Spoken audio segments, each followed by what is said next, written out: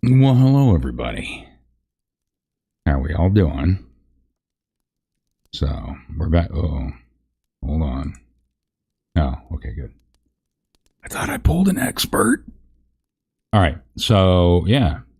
Thanks for everybody for being here. Cynthia Fire Fairy. Yeah, thanks for being here. After flipping me the bird yesterday and running away. Whatever. Uh, Debbie Webb, Jude Curio, and Iron Rabbit. So yeah, that's fine, Rabbit. Yeah, just you know, I'm not sure who else is on or what else is going on. So yeah, you just you do your thing, baby. You can do whatever you want. All right, so I figure we'll just give this a couple minutes. So everybody's Sunday going okay, all right so far, outside of somebody deciding to take a second shot at Trump. But anyway, we're just here to have fun. We're going to laugh at everything. We're going to laugh it off. Hopefully, I won't, I will try not to lose it like I did last night. I forget how ridiculous the story is. But anyway. The White Rabbit. Hey, Rabbit. Thanks for being here. Wanted to stop by before heading to bed. Okay. Well, cool. Well, you can lay there if you want and listen to this and then listen to me, kill myself laughing again. I don't know if you listened to the one last night, but yeah, it kind of pushed me over the edge a couple times. And if we finish this one tonight, because there were, a total of 10 chapters, so we've got these 5 chapters left. So after this, I think we might do the other one about the Wobbits. So we'll do it as a prequel, kind of like what they did with the movies.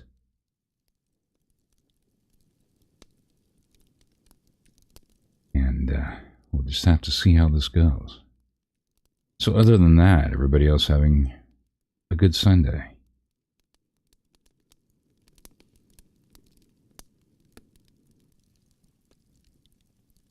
Figured we give it just a couple of minutes here and let other people show up and get comfy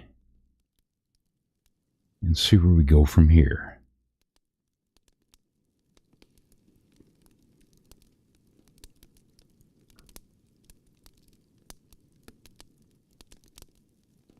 So where we left off last night was Frito and Spam separating from the group on their way. And the appearance of Goddamn following them. Swimming along on a green and yellow spotted seahorse.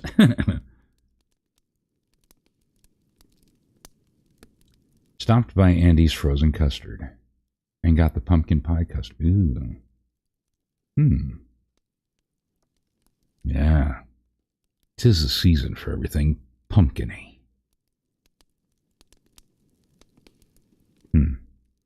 Yeah, my eggnog will be coming out soon, too.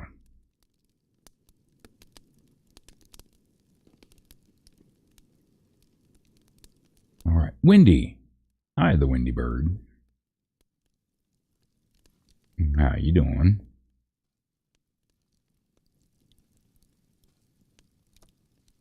Okay. It's vanilla custard, and they blended a slice of pumpkin pie in it. Oh, interesting. Phoenix. Hey, how you doing? Welcome.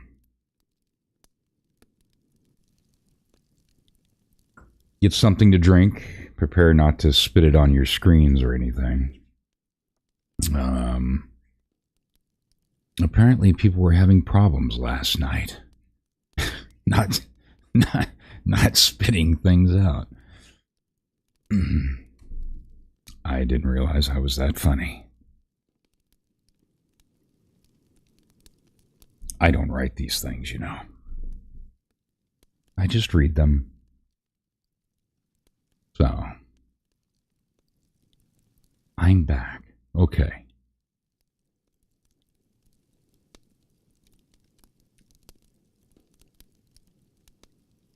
So we're getting ready to do our chapter 6.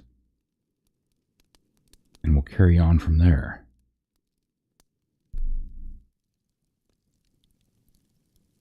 Hold on just a second here.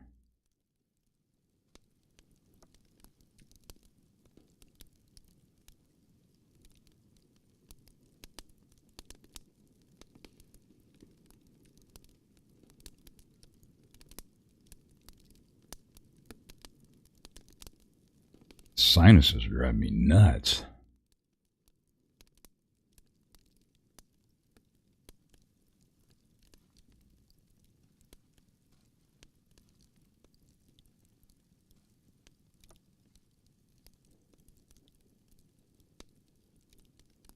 Okay.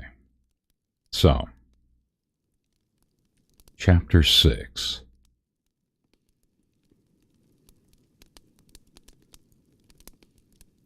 For 3 days, Arrowroot, Gimlet, and Legolam hunted the band of narcs, pausing in their relentless chase only for food, drink, sleep, and a few hands of pinochle, and a couple of sightseeing detours.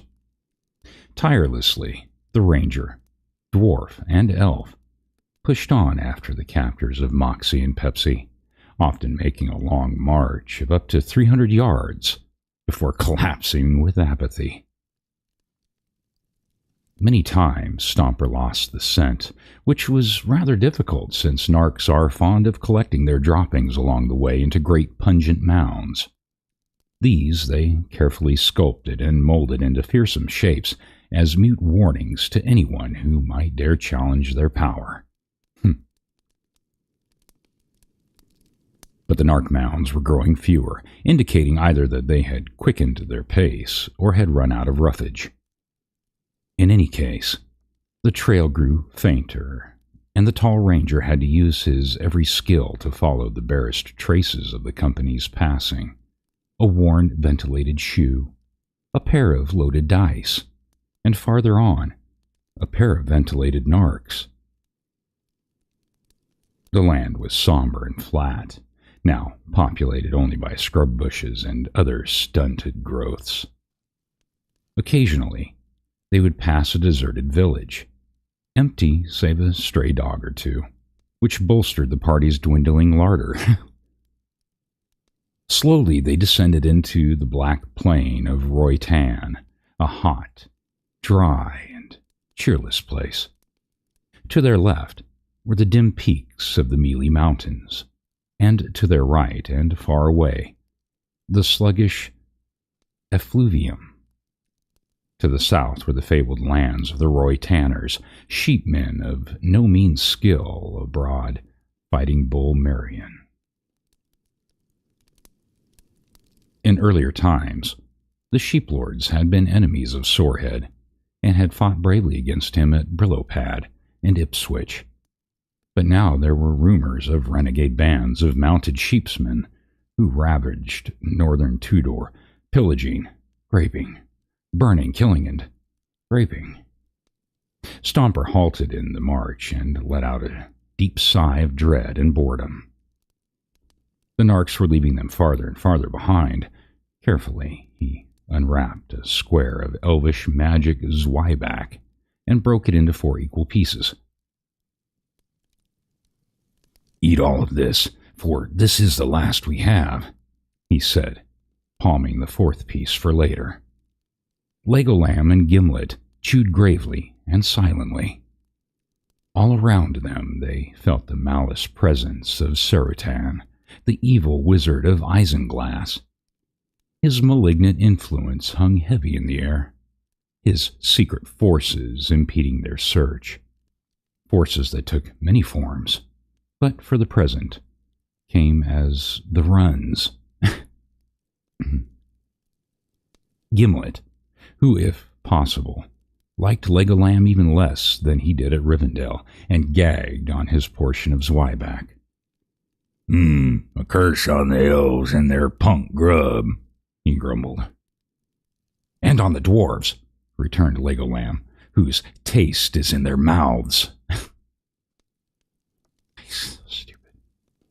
For the 20th time, the pair drew weapons, lusting for each other's chitlins, but Stomper intervened, lest one be killed. The food was gone anyway. "Hold and cease! Halt! Avant! Put thy swords away! Refrain from thy quarrel, and stay thy hands!" He spoke, raising a fringed glove. "Buzz off, Hopalong!" growled the dwarf. "I'll make a casserole of that window dresser." But the ranger drew his peacemaker, and the fighting ended as quickly as it began, for even dwarves and elves do not relish a shiv in the back. Then, as the combatants sheathed their blades, Stomper's voice rang out again. "Lo," he cried, pointing to the south, "many riders approach, like the wind." "Would that they rode down the wind as well," said Legolam, wrinkling his nose. "Keen are the nostrils of elves," said Stomper. And light are they on their feet," muttered the dwarf under his breath. All three squinted at the dust on the distant horizon. That they were sheepmen was of no doubt, for the wind heralded their approach. Hold on a second, I gotta embiggen this. There we go. Okay.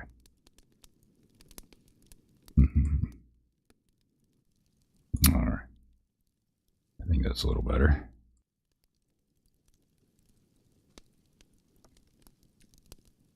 Okay. Let's see, who's this? Oh. "Do you think they're friendly?" said Legolam, trembling like a leaf. "That I cannot say," said Stomper.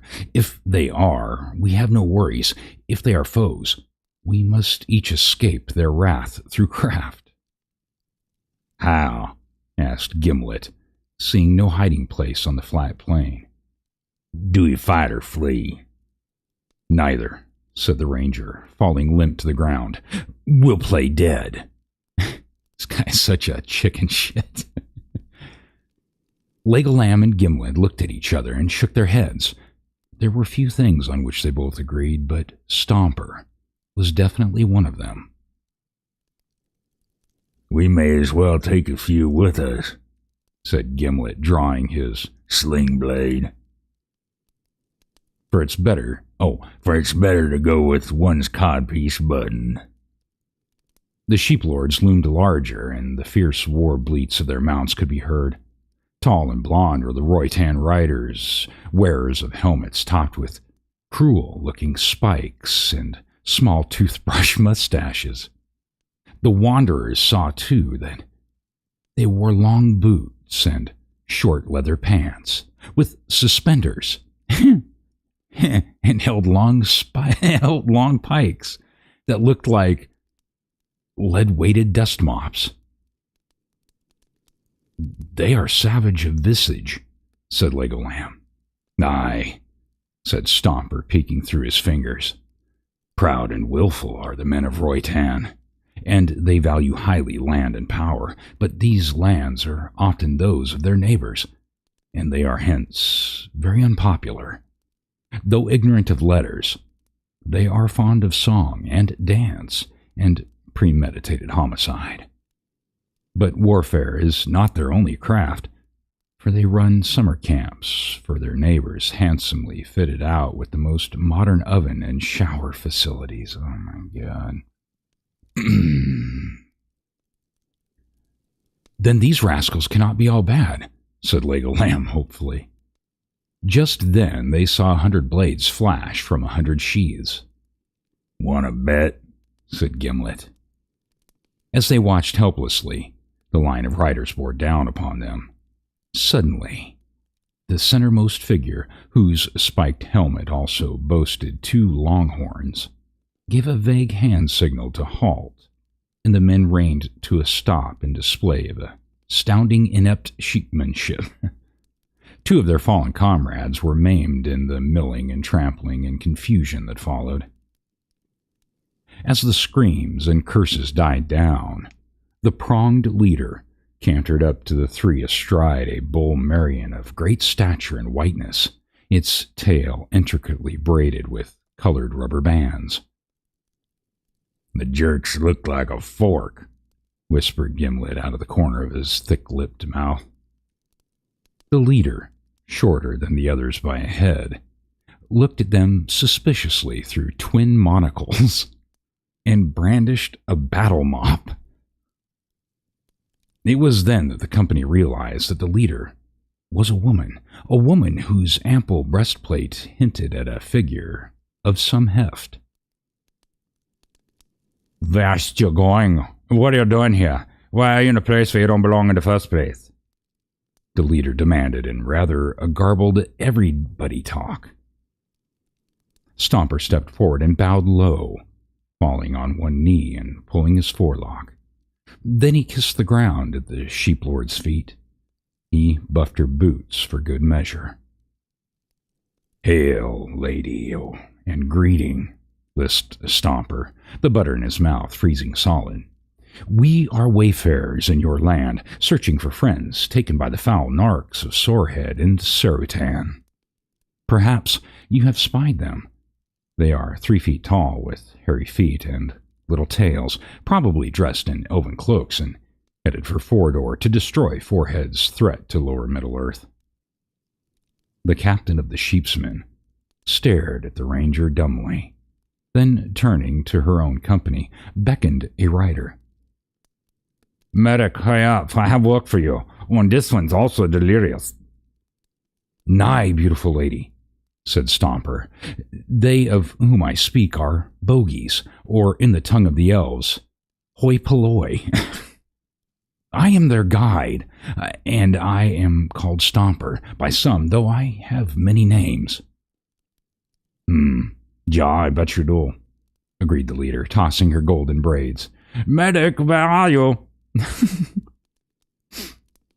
Finally, Arrowroot's explanations were accepted and introductions were made all around.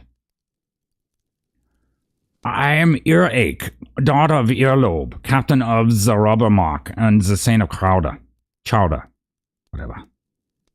That means, it's nice for you to meet me," or something like that. I kind of already know what on.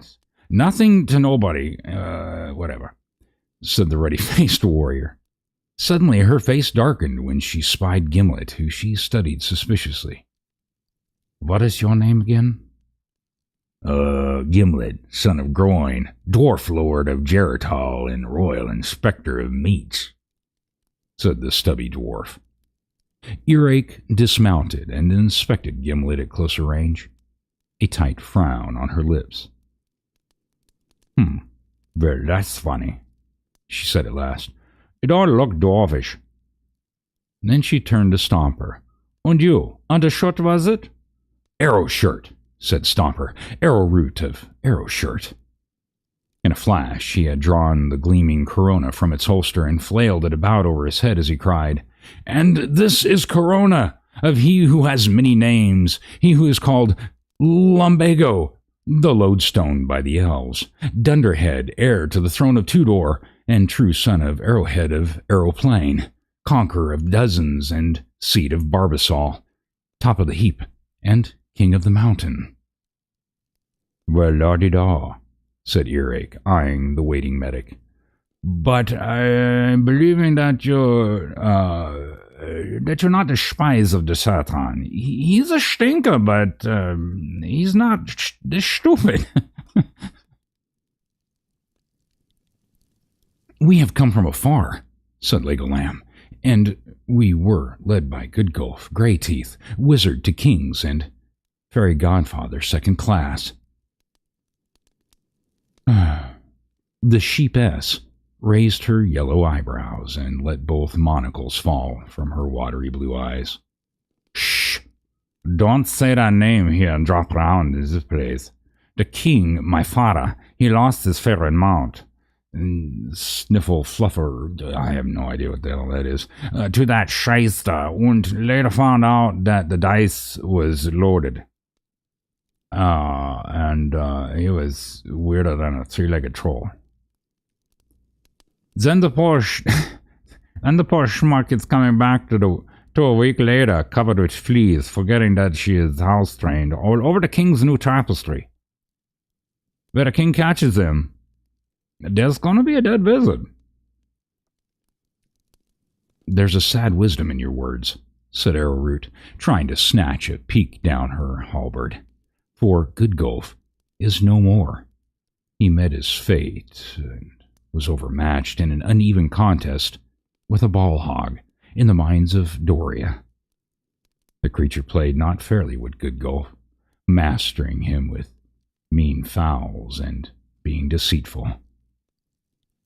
Well, that's the poetic justice, said Earache. But I will miss that old crank. And now, said Arrowroot, we are in quest of our two companions, captured by narcs, and born whither we know not. Ah, said the lady warrior. Well, yeah, you gotta go to fix the wagons. And we fixed the wagons with some knocks yesterday, but we don't see any bogies. We're finding some horse little bones out in the stew pot, but I don't think they was having spare ribs. The three companions observed 10 seconds of silent farewell for their friends. Then how about a lift on your mutton mushers? Oh, then how about a lift on your mutton mushers? Said Gimlet. Okay, said Earache. But we's going to Isinglass to fix the wagon of that stinking Sartan. Then you fight with us against him, said Stomper. We had thought the sheep lords to have thrown their lot in with the evil wizard. What? Oh no, we never work for that creep, said Earache loudly. And even if we did help him a little first, well, we were only following orders. They sound like they're from Nuremberg. And it was probably us that you heard, because, well, we were someplace else anyway. And, well, he was... What? Oh, wasting his time looking for some stupid rings that wasn't worth nothing. Me, I don't believe in that dirty pixie stuff. Magic schmagic, I say. The rider clicked her heels together and made an about face, calling over her shoulder. So, are you coming with us, or you staying here and maybe starving to death? Stomper fondled the last piece of Magic Zwieback in his pocket and weighed the alternatives, not overlooking the beefy charms of Earache. Well, I think we go with you, he said dreamily. Ah, this is so retarded.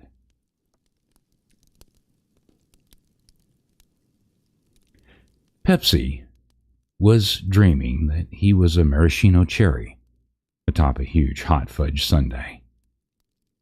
Shivering on a mountain of whipped cream, he saw a monstrous mouth of sharpened fangs loom above him, drooling great goblets of saliva. Hold on a second. I gotta get a drink here. Hold on a second.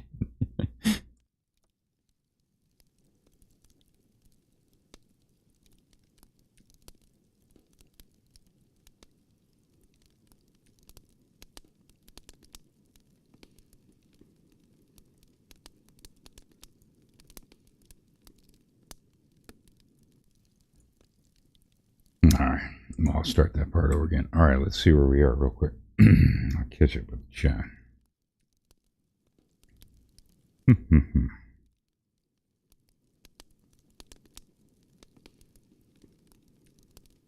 Oh, Iron Rabbit. Oh, you had your grandson listening to last night. If he's a hardcore Tolkien fan, I'm afraid I've just ruined his entire life.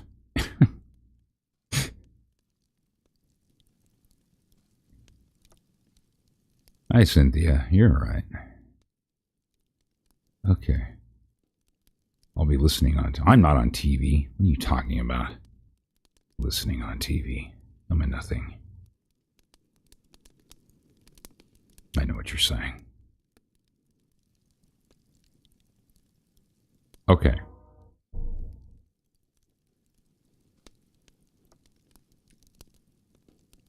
Oh.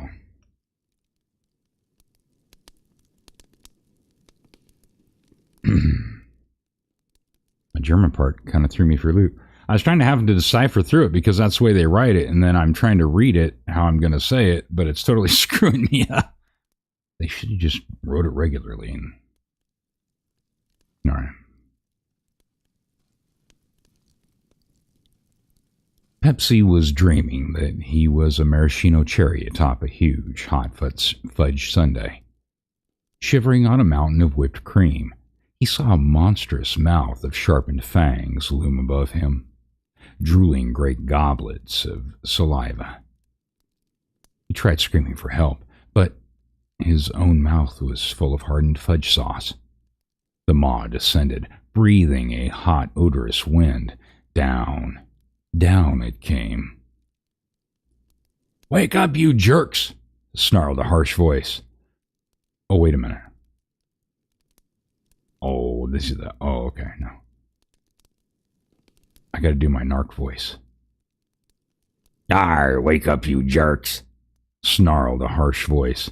"The boss wants to talk to ye. Arr!" The heavy brogan kicked out Pepsi's already bruised ribs. He opened his eyes to the night gloom and met the evil stare of a brutish narc. This time, he screamed. But the gagged bogey only gurgled with fear, and as he struggled, he remembered that he was still hogtied like a prime roast. Now it all came back to him. How he and Moxie had been taken prisoner by the band of narcs and forced to march south toward a destination that they dreaded, the land of Fordor. But 100 blonde riders on fighting sheep had cut them off, and now the narcs feverishly prepared for the attack that they knew would come with the first rays of the sun. Pepsi received another kick, and then heard a second narc voice speak to the first. Mukluk, Pushkin, Bogey Grab, Babushka, Leafrick, rasped the deeper voice, which Pepsi recognized that of Goulash, the leader of Saratan's narcs, who accompanied the party of Sorehead's larger, more well-equipped henchmen. Garbo Duck, Kolash, snapped the larger narc, who returned his attention to the frightened bogies. Smiling fiendishly, he drew his curved grass whip and laughed. "I bet you guys would give him an arm and a leg to get out of here." Excuse me. He raised his weapon above his neckless head with mock savagery and reveled in the bogies' cringing and protestations. "I, Goulash, shall have the pleasure of taking you groundhogs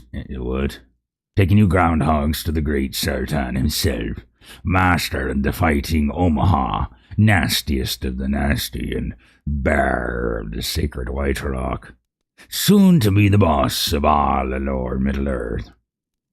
Suddenly, a ham-fisted blow from behind set the narc spinning like a lathe. "I'll give you boss of all lower Middle-earth," spat the louder, deeper voice. Moxie and Pepsi looked up to see a gigantic bull narc, well over 7 feet and 400 pounds if a gram. Towering over the sprawled narc, the monster pointed arrogantly to the red-nosed emblazoned on his own chest. It was Karsh of the Fighting Ottawas, leader of Sorehead's contingent, who had laid Goulash low.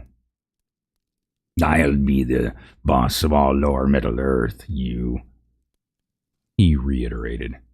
Goulash sprang to his heavily shod feet and made an obscene gesture at Karsh. "Slush fund, Tytak, Kierkegaard," he screamed, stamping in anger before the larger narc. "Ersatz," bellowed Karsh as he angrily drew his 4-foot snickersnee and deftly trimmed Goulash's fingernails to the elbow. The smaller narc, scampered off to retrieve his arms, cursing a blue streak which was already lapping at the ooze. Whatever. "Now," said Karsh, turning back to the bogies, "them bleaters is gonna jump us at dawn, so's I wants to low down on that magic ring right now." Reaching into a large leather bag, the narc withdrew an armful of shiny instruments and arrayed them on the ground in front of Pepsi and Moxie. There before them were a large bullwhip, a thumbscrew, a cat o' nine tails, a rubber hose, 2 blackjacks, an assortment of surgical knives, and a portable hibachi with 2 red glowing branding irons.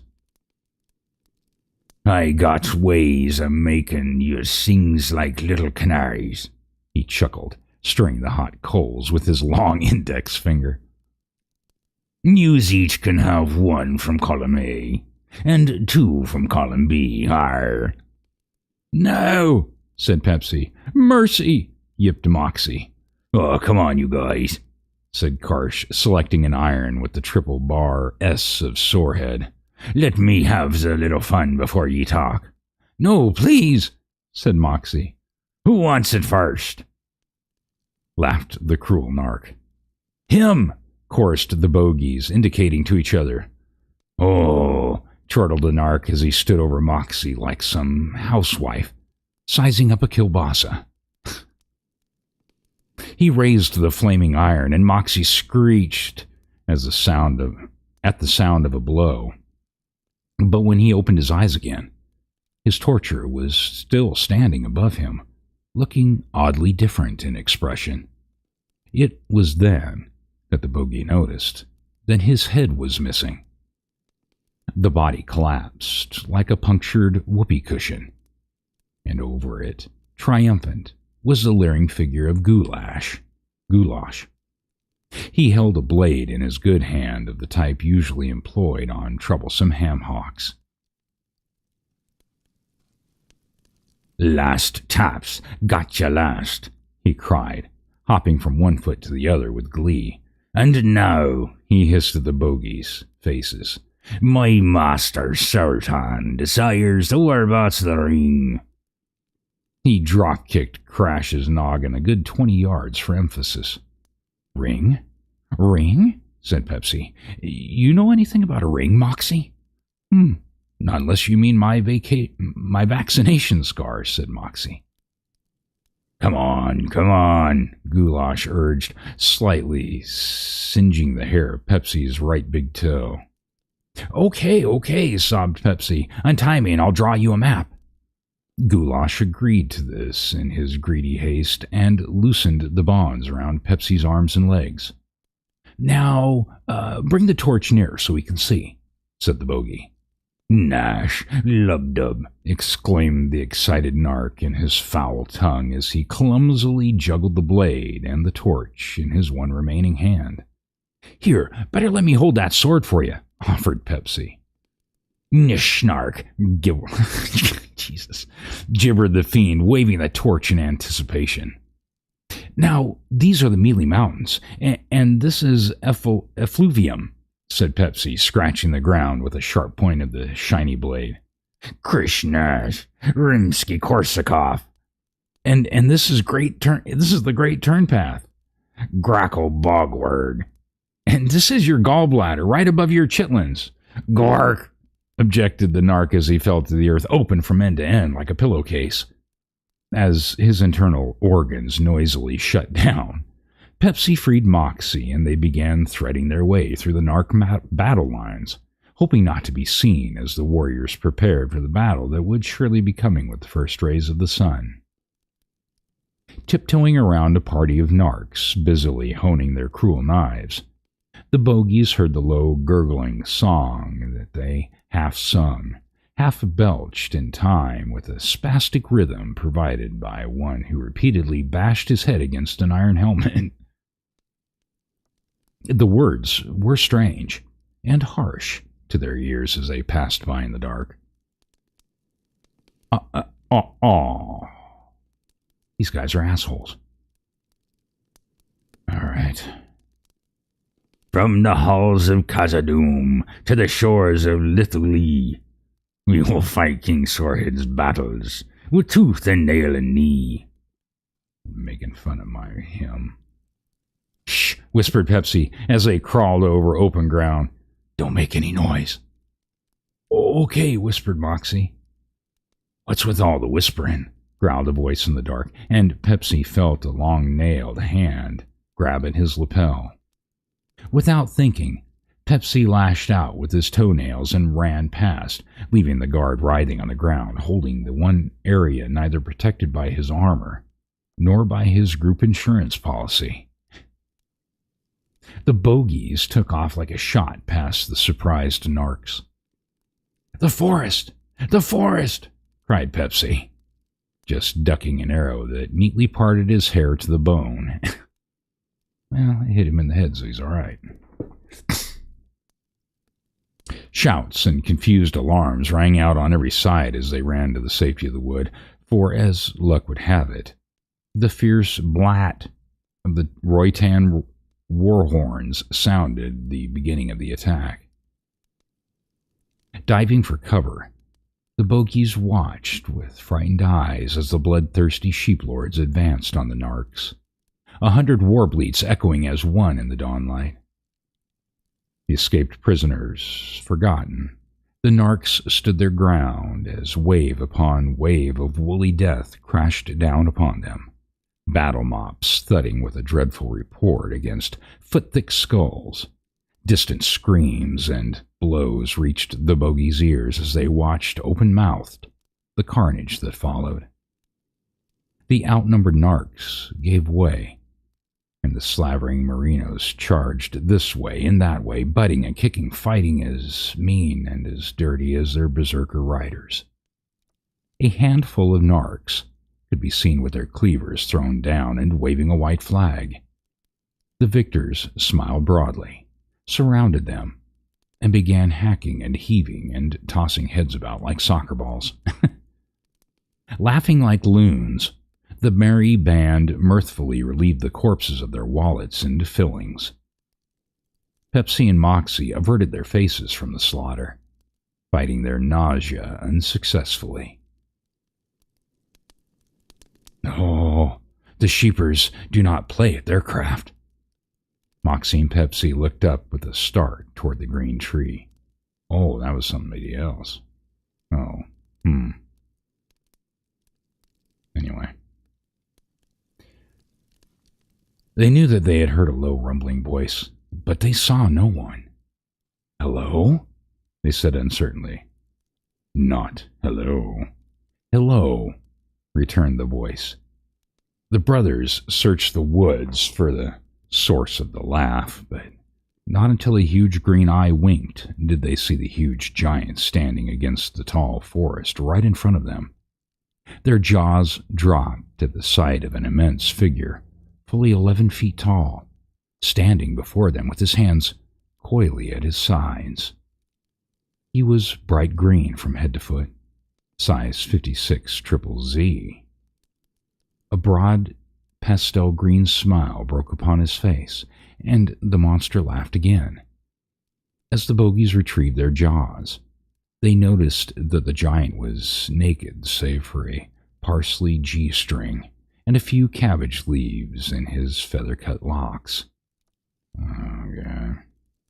In each great hand was a package of frozen string beans, and across his chest, a banner that proclaimed, "Today's special, 5 cents off all creamed corn." "Oh, no, moaned Pepsi. It couldn't be." "Ho, ho, ho, but it is," guffawed the immense figure, half man, half broccoli. "I am called Birdseye, Lord of the V8s, often called the Jolly—" "Don't say it," cried Moxie, holding his furry ears in horror. Be not afraid," grinned the affable vegetable. "I want to make peas with you." "No," moaned Pepsi, nibbling his tie clip in frenzy.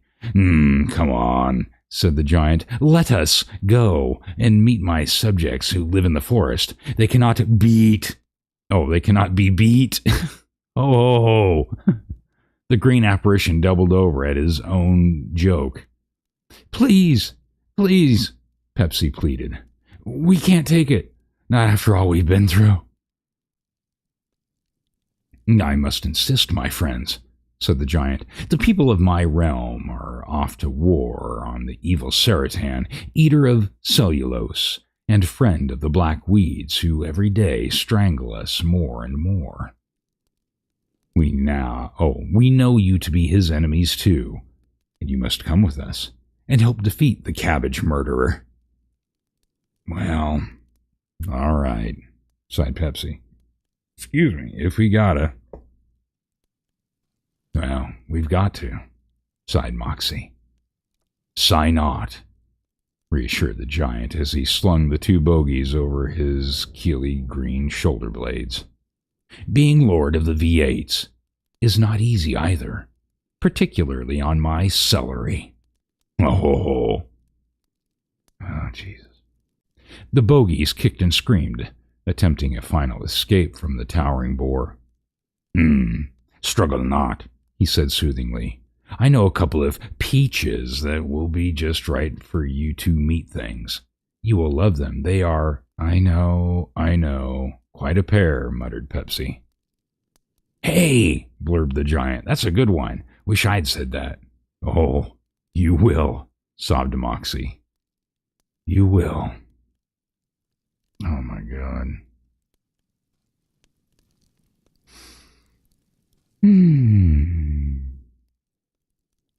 Arrowroot, Lego Lamb, and Gimlet massaged their aching muscles under a shaded codpiece as the Roy Tanners watered their slobbering mounts and looked over the weaker of them for the evening meal. 3 long days had they ridden hither and thither over rocky ground and smooth toward the dreaded smooth toward the dreaded fortress of Saratan. The Gauche, whatever, and relations among the company had deteriorated somewhat.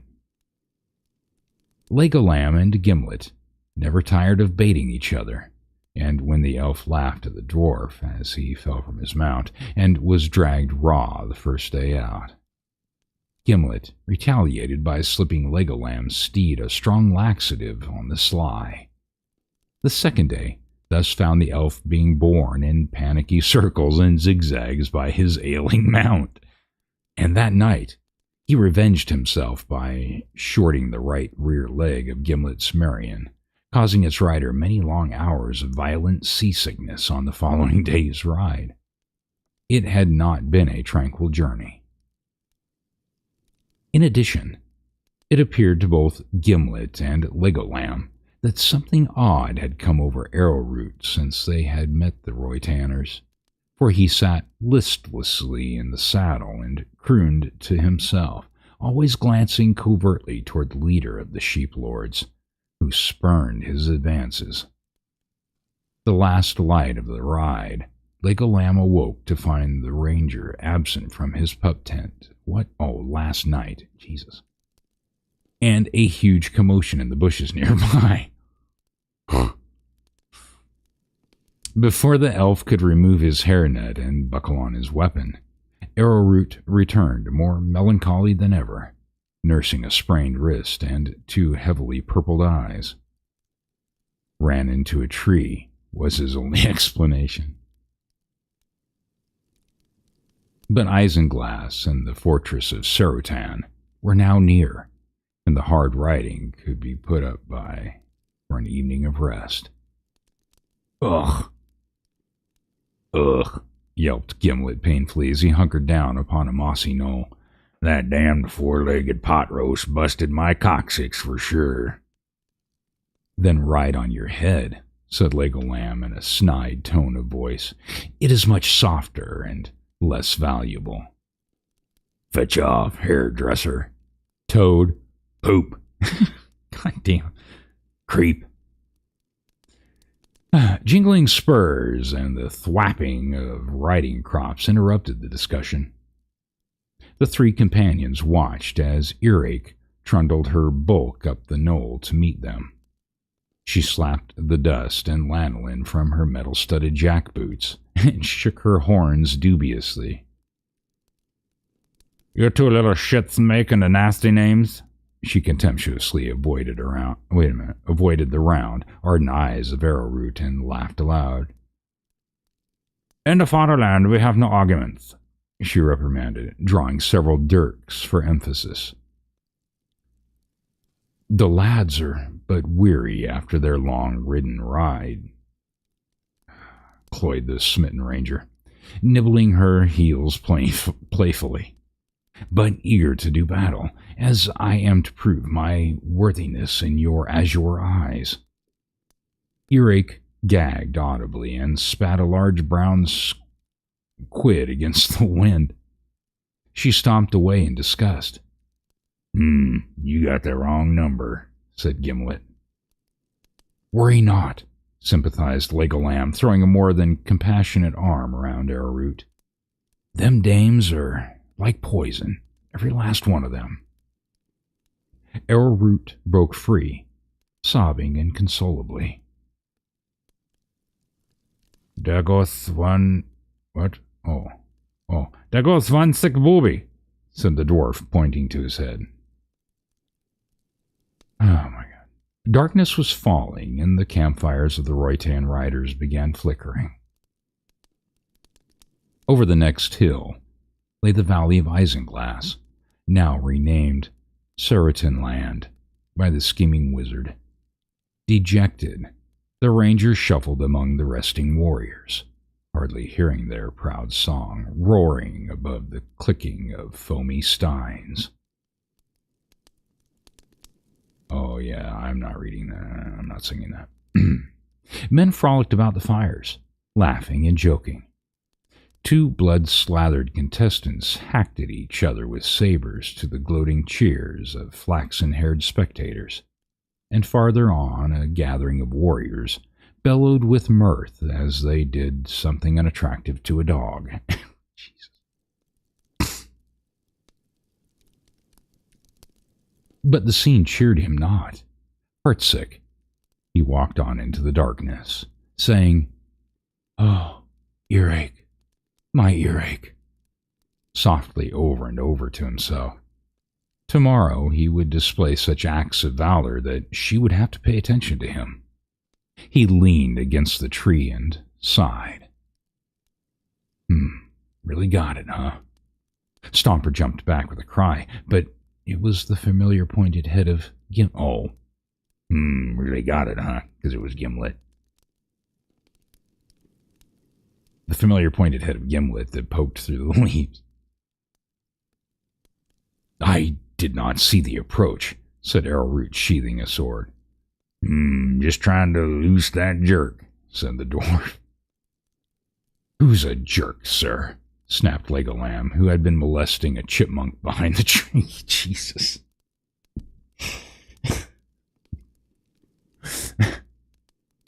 Poor chipmunk. "Speak of the devil," groaned Gimlet. The three sat under the broad branches and thought upon the hard travels they had made, seemingly to no purpose. What good would the defeat of Surriton be if Sorehead claimed Frito's ring for his own? Who could resist his power then? For a long while, they brooded. "Isn't it about time for the Deus Ex Machina?" said Legolam wearily. Suddenly there was a loud pop and a bright burst of light that momentarily blinded the shocked three. The acrid odor of cheap flash powder filled the air, and the companions heard the distinct thump, followed by a louder oof.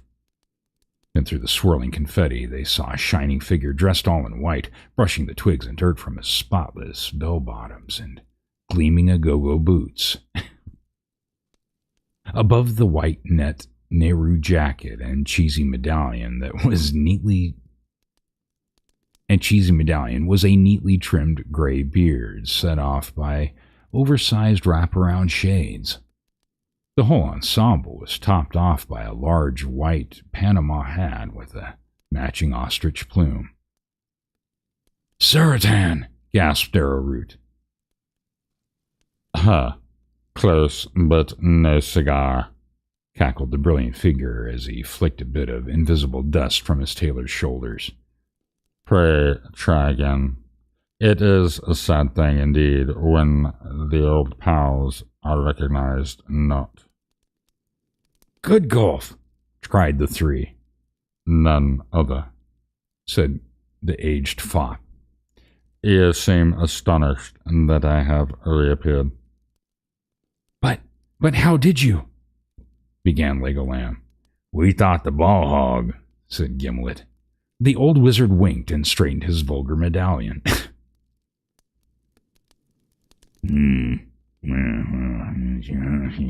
Got one of those funny medallions. "My story is a long one indeed. I am not the same good golf Greyteeth that you once knew. I have undergone many changes, no thanks to you, I might add." "Yeah, a little clairol on the temples and a trim," whispered the observant dwarf. "Oh, screw it." "I heard that," said Good Golf, scratching a razor-cut sideburn. "Take not too lightly thy present form, for my powers are even mightier." "But how did you?" "Much have I journeyed since we last met, and much have I seen, and there is much I would tell thee," said Good Golf. "Anything but the name of your tailor," said Gimlet. "Where'd you get those duds anyway? I think Halloween is quite a few months off yet." "Emma, what? Who the hell is this?" Oh, I think it's supposed to be him. "A most delightful little boutique in Lonadune. It's me, don't you think?" "More than you know," agreed the dwarf. "But how?" beat Legolam again. The wizard made a sign for silence. "Know now that I am no longer the wizard of old. My spirit has been purged, my nature been altered, my image been remade. There is little of the former self than that in me that remains." "What?" "Oh, I don't know." With a flourish, Good Golf doffed his Panama in a low bow. "I am completely transformed." "You want to bet?" grunted Gimlet, as he saw 5 aces fall out of the hat. "But Good Golf," exclaimed the elf impatiently, "you have not yet told us how you survived the clutches of the ball hog, lived through the flames, recovered from the fall into the boiling pit, and escaped the bloodthirsty narcs to find us here." As the stars grew brighter in the sky that lay overhead, the elf, dwarf, and ranger gathered around the radiant stage to hear the tale of his miraculous, impossible salvation. "Well," began Good Golf, "once out of the pit." "Aha! Saved by the end of that chapter." All right, we're going to take a break. That was the end of the chapter. I didn't just screw you over. Kind of sad. But then we'll start our chapter 7. Which means we have chapter 7, chapter 8, chapter 9, and chapter 10 left. And then the pain will go away. I promise. Oh, this is so retarded. Oh, I forget how ridiculous this is. The further I get into it, just when I think I have the stupidity figured out, it drags me further in. Bio break, yes. So, all right. Everybody go pee. Take your 4-legged fur balls out. Get something to drink. and we shall rally back here in a few. Okay. And I will sit here for a minute first, and I'll go back through. Not that I'm sure anybody really has anything to say to me. Then I'll check through the chat here. Okay. So the last thing that I had was Iron Rabbit telling me how her 32-year-old grandson, that is a diehard Tolkien fan, has been ruined for the rest of his life. I leave such good impressions. Anything I can do to help? Catch replay. Okay, Jude. Jude had to go. Okay. My husband just walked in asking me what I was listening to. Stacy, yeah, I don't even know what the hell this is. This is Lord of the Rings the way that I think J.R.R. Tolkien really meant it to be and just didn't want other people to know. And we will go back to a prequel of The Wobbit in a little while. Just a bunch of girl talk. Okay, that's fine. Yeah, I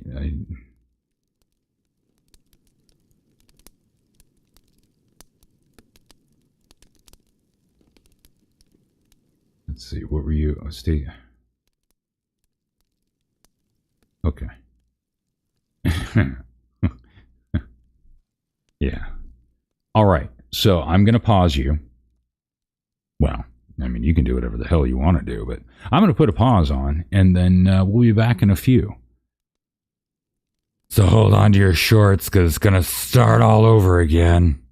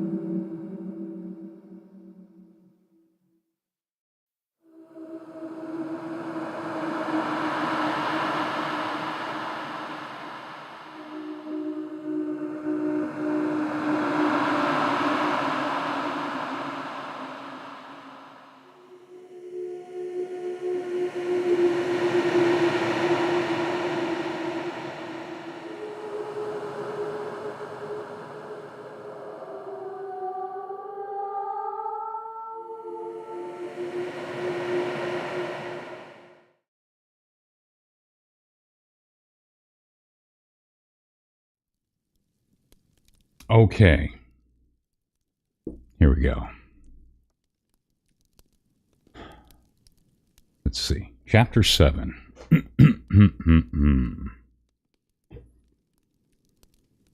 D. Robertson. Hey. You just got the notice? Really? Yeah, YouTube's asshole, man. I don't know what the deal is. They got some weird thing with their notices in general and then their lives. They've been doing some weird stuff lately, but well, sorry. But here we are. So this is just, so we've only done the one chapter, so it'd be easy for you later on to go back and. So now we're on chapter 7. Okay. Have you broken yourself? No, I have not broken myself yet. But the expert. Hey, what's up, expert? Oh, just reading about narcs and bogies and the nose drools and, well, goddamn's coming up here shortly somewhere. This is the way that Tolkien really meant the Lord of the Rings to be, I'm convinced.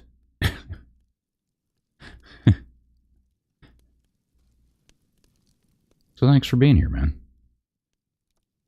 Okay. I'm going to set this back up here. And all right. So chapter 7.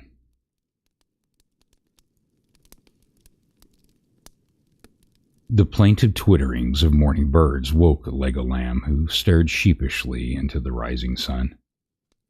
Looking about, he saw all the company asleep, save Goodgulf, who idly played solitaire on the sleeping gimlet's hump. You cannot put a knave on a knight. That's cheating, cautioned the elf. But I can put my first fist down your gullet, countered the witty old conjurer. So why do you not make the cuckoo clock, or whatever you do with your spare time? I am meditating. But the elf looked at the wizard with fondness. Half the night they had sat up and listened to Goodgulf's tales of strange wanderings and brave deeds. Tales full of Goodgulf's courage and cunning against unamenable enemies.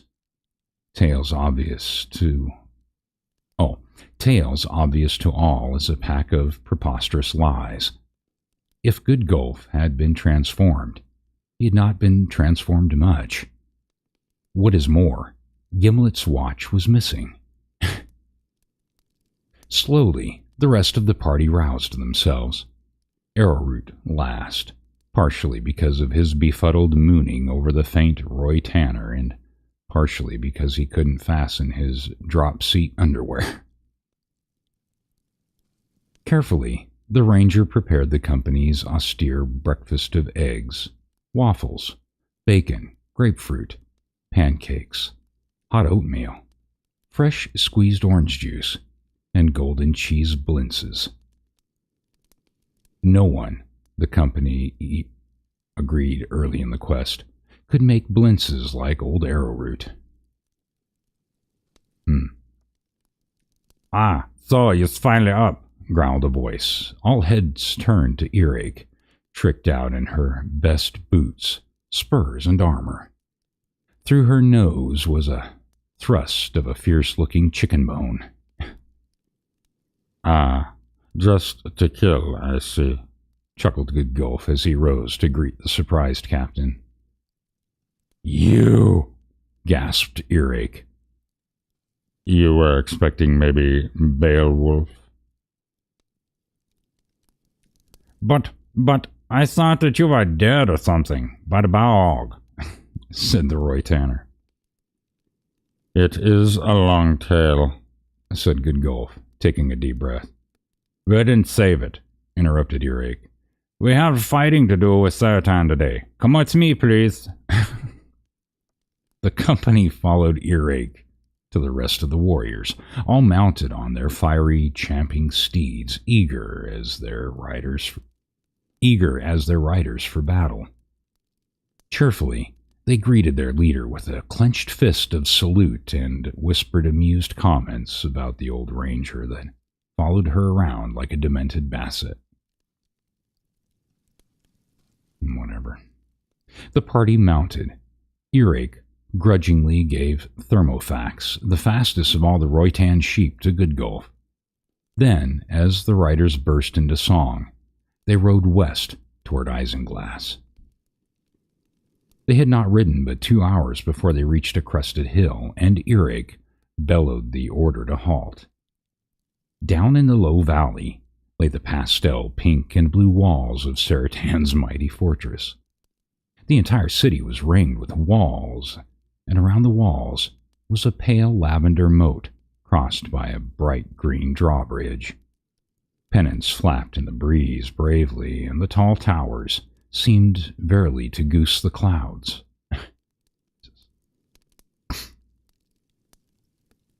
Beyond the walls, the expedition saw the many wonders that had lured countless tourists through its portals in the past. Amusements of all descriptions lay within. Carnivals and sideshows under permanent tents. Ferris wheels and Gollum coasters. Tunnels of love. Griffin go-rounds and gaming houses where a yokel could lose an idle hour, and if he wasn't careful, his jerkins. Years before, when Saratan still showed a fair face to the world, Goodgulf had worked in such a house as a croupier for ye wheel of ye fortune. But only for a short time. Why he left, and why he had been forever barred from Saratan land, as the evil wizard renamed it, no one knew, and Goodgulf wasn't telling. The company stared with apprehension at the motionless wheels and tarpaulin exhibits. At the looming battlements stood rows of archers and pikemen. Behind them, cauldrons of boiling farina. Above the ramparts rose a huge sign with the face of a cartoon character made famous through comic scrolls and innumerable shoddy toys. It was the visage of Dickie Dragon that simpered at the riders above the letters that read, "Welcome to Saratan Land. All rides. A tuppence on Sundays." Everywhere they noticed there were brainless grins of Dickie Dragons, pennant signs, walls that all bore the same idiotic, tongue-lolling face. But now that once beloved creature had revealed itself to be the symbol of its creator's lust for power, a power that had to be ended. "A mighty fortress is our Dickie Dragon," said Goodgulf, ignoring the groans of those around him. "Ja," agreed Earache. "That's certain, but he has the Dickie Dragon hats, and the Dickie Dragon sweatshirts, and the Dickie Dragon's underwears, and the... What? One rich stinker that Satan is." Goodgulf agreed that this was so, and that when they had been friends, he had not been a bad sort. "But this was all a sham and front for his real purposes," he added, and for why we must conquer him." "But how?" asked Legolam. "Oh, this a diversionary tactic," exclaimed Earache, her chicken bone quivering.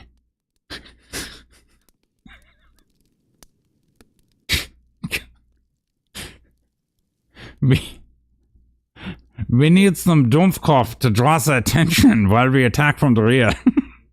She paused and looked slyly at the love-struck ranger out of the corner of her eye. "Well, that Dumpfkopf hero, well, he'd make a good hot for any Fraulein, I'm thinking." Oh, God. Stomper's ears perked up like a randy boxer, and he drew his blade, crying, "Corona!" I will undertake this mission for thy glory and honor, and I may win from you your admiration, though I may not return. Clumsily, he goaded his truculent merino to her side and kissed a calloused hand. But first, I ask a token from thee, fair Earache, that my valor may attempt to equal thy matchless charms. A token I ask of thee. Puzzled for a second, Earache nodded her horned head and unbuckled her thick leather wrist strengthener and handed the metal-studded strap to Arrowroot, who fastened it joyfully around his neck.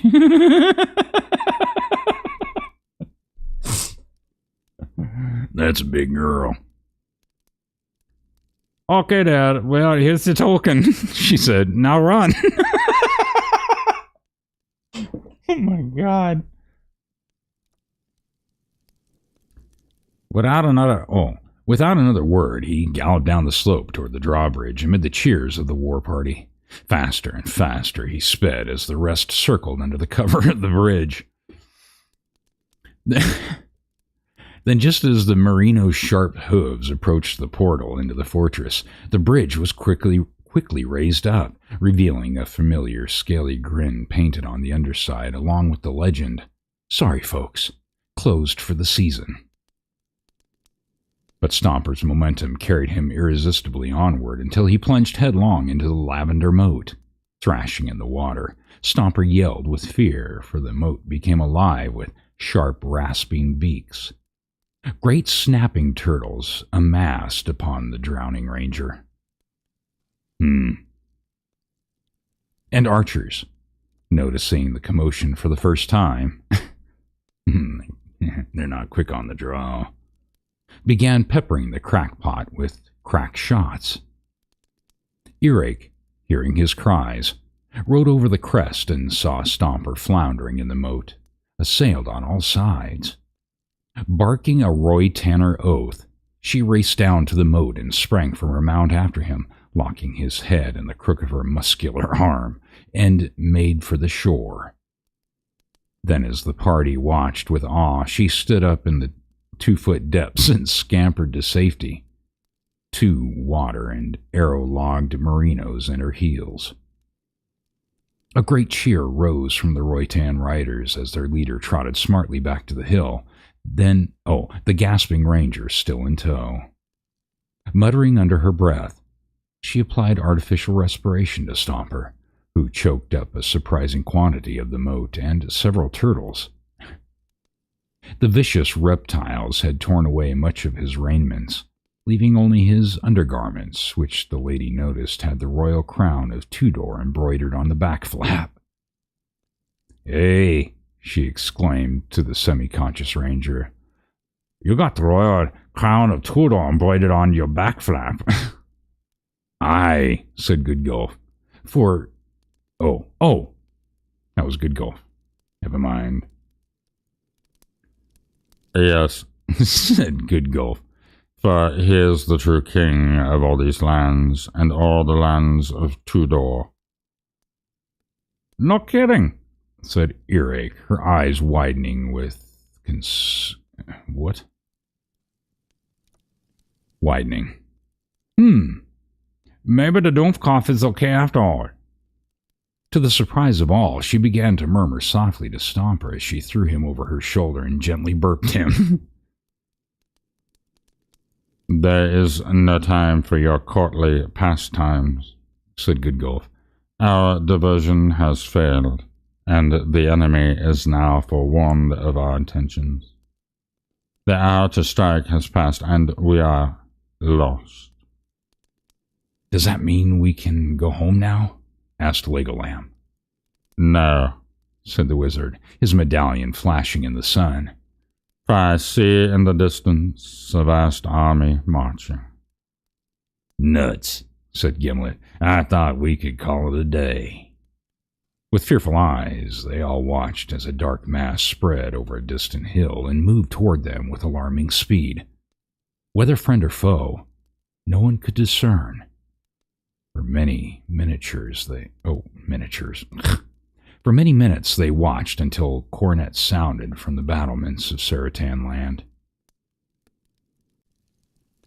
"Oh, they must be Narc reinforcements come to destroy us all," wailed the elf. "Sorehead has sent a great army against us." "No," cried the ranger. "They are not Narcs. They are not like anything that I have seen." The others saw that this was true. Rank upon rank of huge, warlike vegetables were amassing around Saratan land, led by a monumental creature. An eldritch song thundered. "All hail V8s, gather round, with greens held high and roots in ground. Cabbage, eggplant, cook and carrot, puree the narcs with club and garrot. Oh, God. Squash their pulp into tiny bits, slash their rinds and spit out the pits. Make their juice spout like a geyser, and grind all of them into fertilizer." "Ho, ho, ho," rang through the land, and the frightened sheep milled in confusion like sheep. Dumbstruck, the party saw squads of squash, platoons of potatoes, and companies of kumquats, battalions of beets, and regiments of radishes, all tramping to a martial air played by a 50-piece rutabaga marching band. Beyond the endless rows were even more formations, determined-looking avocados, stalwart scallions, and brawny eggplants. Lefty must be leading the charge. Eggplants ho." The very ground shook at the rhythmic footsteps of the horde. The air crackled with their 1,000 chattering, piping war cries. Proudly, at the head of the column, strode the green general who had added a pair of cornstalk epaulets to his meager attire. On each shoulder was a familiar figure in addition, and Goodgulf was the first to see. "It's the Tyrants, by cracky," he cried. And it was true. Moxie and Pepsi sat unsteadily on Birdseye shoulders, both waving frantically at Goodgulf and the rest. The acres of produce tramped directly to the walls of Saratan land and arranged themselves in battle formation.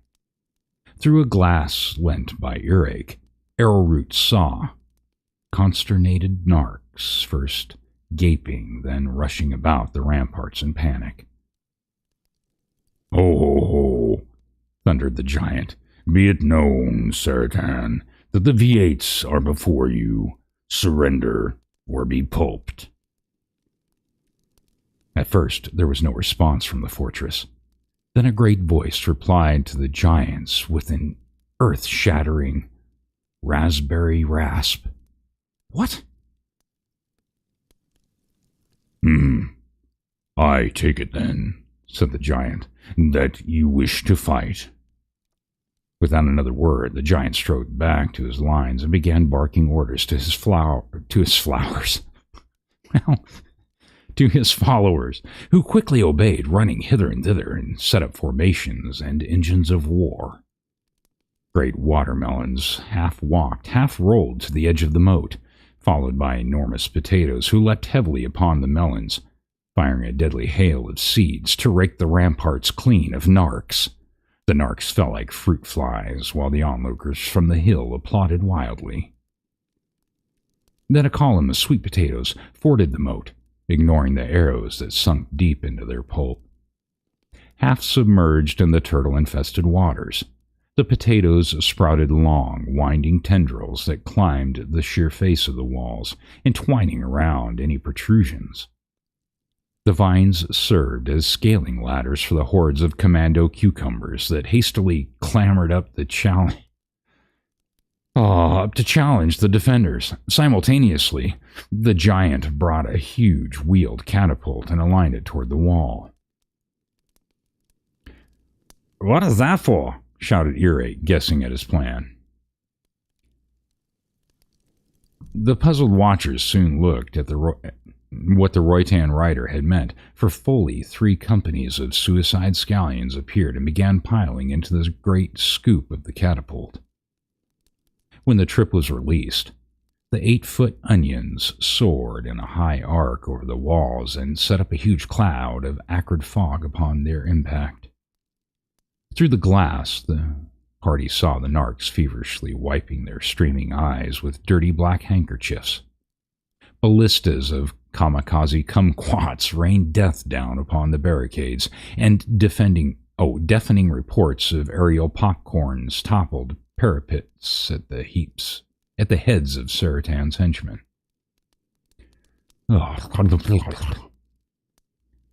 But the narcs still fought back desperately, their long blades flashing, dripping with vitamin-packed gore. The ramparts were littered with chopped parsley, diced onion, and grated carrots.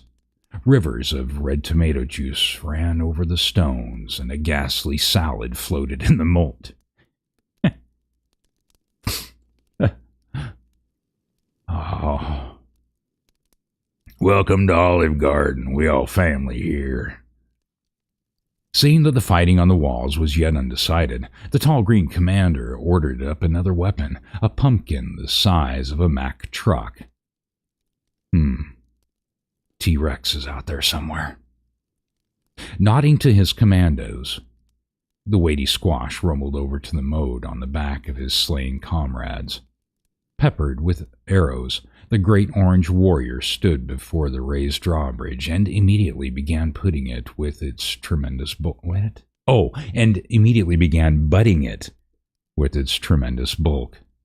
The whole wall shook and trembled. Again and again he crashed down against the door while frantic defenders poured vats of steaming oatmeal down the attackers. Parboiled yet undaunted, the brave pumpkin stepped back several yards and got one final running start, then rushed to the door full tilt. There was a titanic crash, and the door seemed to explode into shards and splinters. The dazed, battering squash reeled back dizzily, staggered, shrugged its broad, round shoulders, and split in half. Seeds ran out and mingled with the still warm squeezings of brother warriors. For a moment, all fell silent. Then with a great cry, all the V8s rushed across and sauntered. V8s rushed across the sauntered shell and raged into the city. After them charged the Roytanners and the company, eager to avenge its valorous end.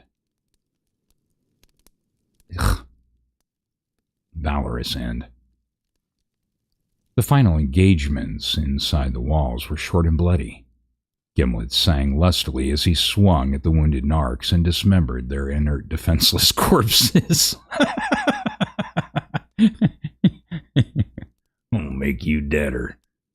Arrowroot and Legolam valiantly disposed of a number of brawny foes from behind, and Goodgulf offered hearty exhortations and sound advice from the safety of a crumpled parapet. But it was the Roytan rider maiden and her cronies who took the day's honors as they destroyed the remaining narcs. Arrowroot sought out Earache through the melee and found her gleefully mincing a narc, fully half her size, and singing an old Roy Tanner drinking song. She saw him wave timidly at her. She smiled, winked, and tossed him a round object. "It a king catch." Clumsily, the ranger fielded the souvenir. It was the head of a narc. Its final expression was one of extreme annoyance. At last, the fighting was over, and the long-parted friends ran to each other with joyful greetings. "Joyful greetings!" cried Moxie and Pepsi. "The same, and more to you, I am sure," said Goodgulf, stifling a yawn of recognition. "Hail, fellow, and well met," bowed Legolam. "May your dandruff worries be over forever." Gimlet limped over to the two bogies and forced a smile. Pox viscobum. May you eat 3 balanced meals a day and have faithful regular bowel movements. Oh, my God. How comes it, said Arrowroot, that we met in this strange land? Because you fucking walked there. It is a tale long and telling, said Pepsi, pulling out a sheaf of notes. Then save it, said Goodgolf. Have they seen or heard news of Frida and of the ring? Nary a peep, said Moxie. Same here, said Gimlet. Let's eat. No, said the wizard, for we have not yet found the evil Serotan. Nerds, said Gimlet. It's already past lunch. Together with Birdseye and Earache, the company sought out the evil magician. Word spread that Serotan and his lonesome companion, Wormcast, had been seen in the Eisen Tower, the tallest parapet in Serotan land, famous for the rotating restaurant high atop the shaft. Oh, wait a minute. Oh. He's up there, a celery said. He jammed the elevators, but he's tree just the same. Ho, ho, ho, observed the giant. Oh, shut up, added Goodgolf. High above them, they saw the round, turning restaurant with its flashing sign that read, Serotan's Top of the Mark. Under it, a glass door swung open. A figure appeared at the railing's edge. Well, that's him, cried Earache. In face, he looked much like Goodgolf, but his raiment was strange to see. The wizard was dressed in a full-length leotard of fire-engine red and a long cape of black sateen. On his head were pasted black horns, and his buttocks was attached a barbed tail. He had an aluminum pitchfork and wore cloven patent leather loafers. He laughed at the company below. Ha ha ha!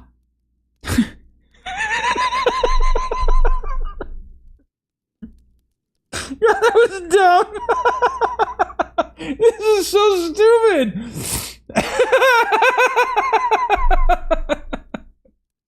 Ha ha ha!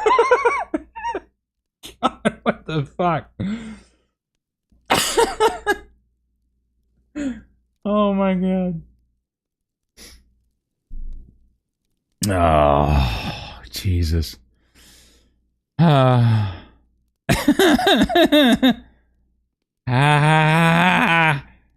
gonna get you. Come thee then down, called Arrowroot, and what to thee is coming taketh. Open thy door and let us in. Nay, crackled Serotan. It's not by the hair of my chinny chin chin. Let us instead work this out like sane, reasonable people. Yeah, I know. Yeah, it was close. It wasn't quite the frickin' no-nos or whatever it was last night that killed me. Where was I? Oh, yeah. Reasonable people. Oh, that schmuck, screamed Earache. We want your miserable skin. The evil wizard drew back in mock fear, then returned to the edge and smiled. His voice was soothing and melodious, dripping with sweet intonations like a melting fudge sickle. Puddin' pops. Volstorm's still around there somewhere. The company stood in awe of his scurried words. Let's backtrack, continued Serotan. Here I'm with my little concern, making an honest farthing by the sweat of my brows.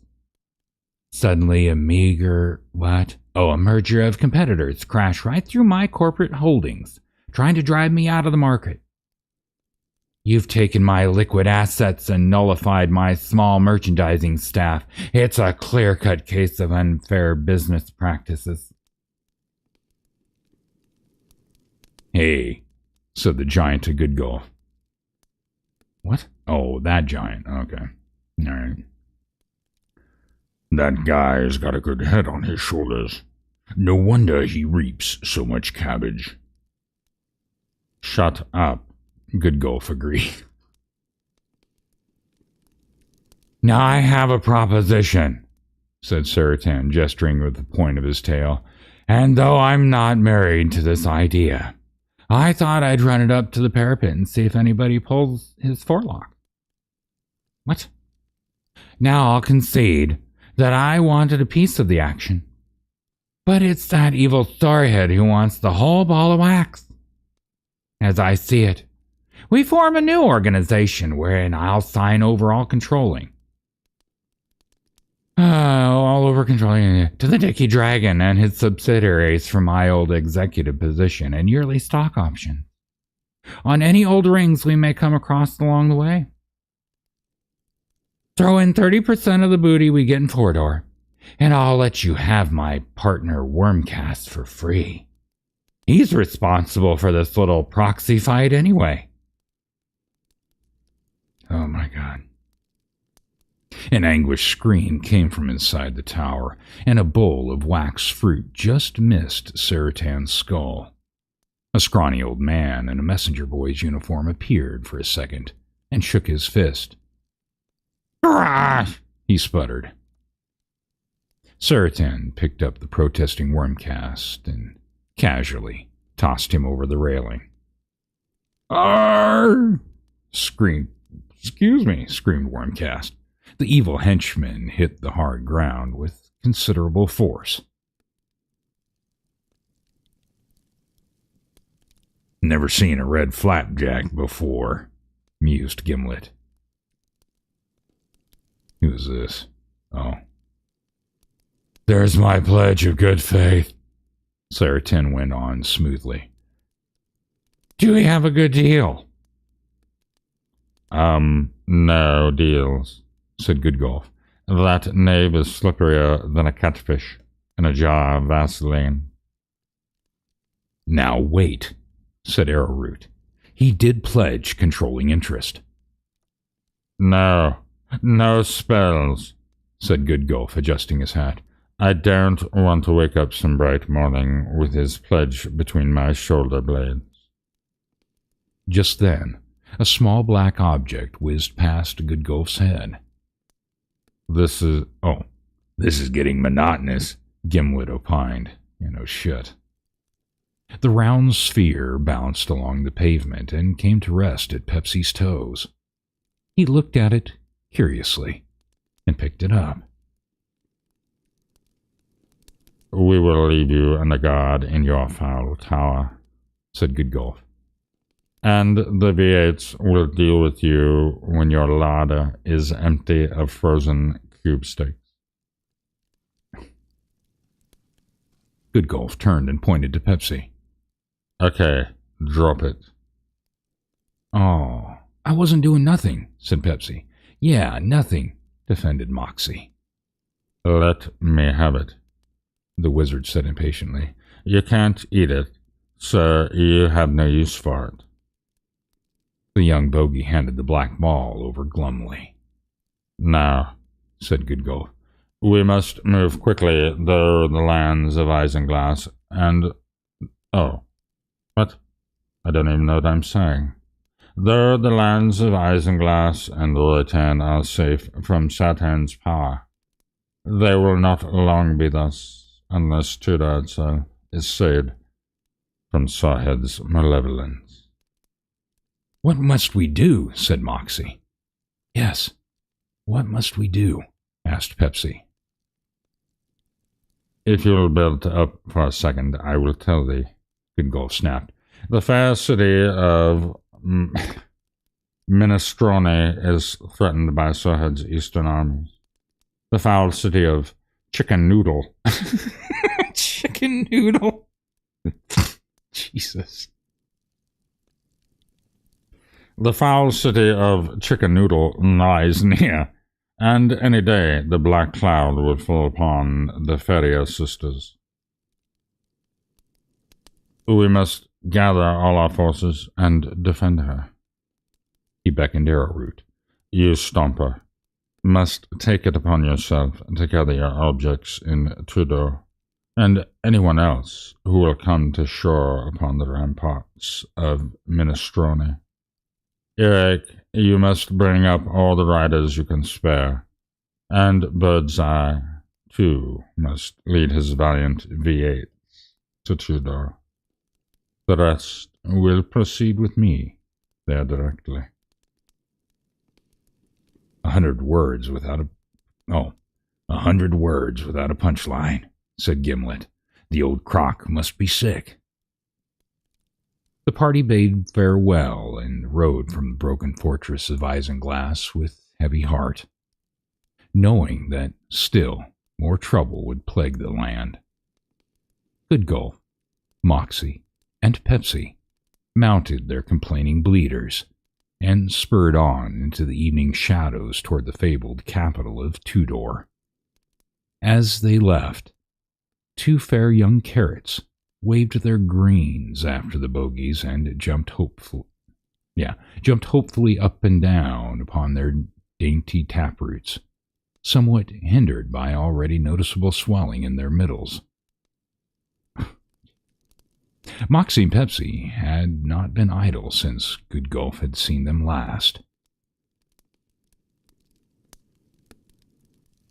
All that night, and half the next day, Goodgulf and the 2 bogies rode, ever watchful for Sorehead's spies.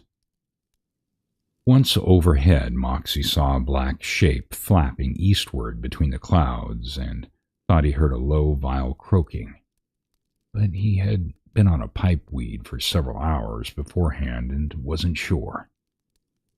Finally, they rested.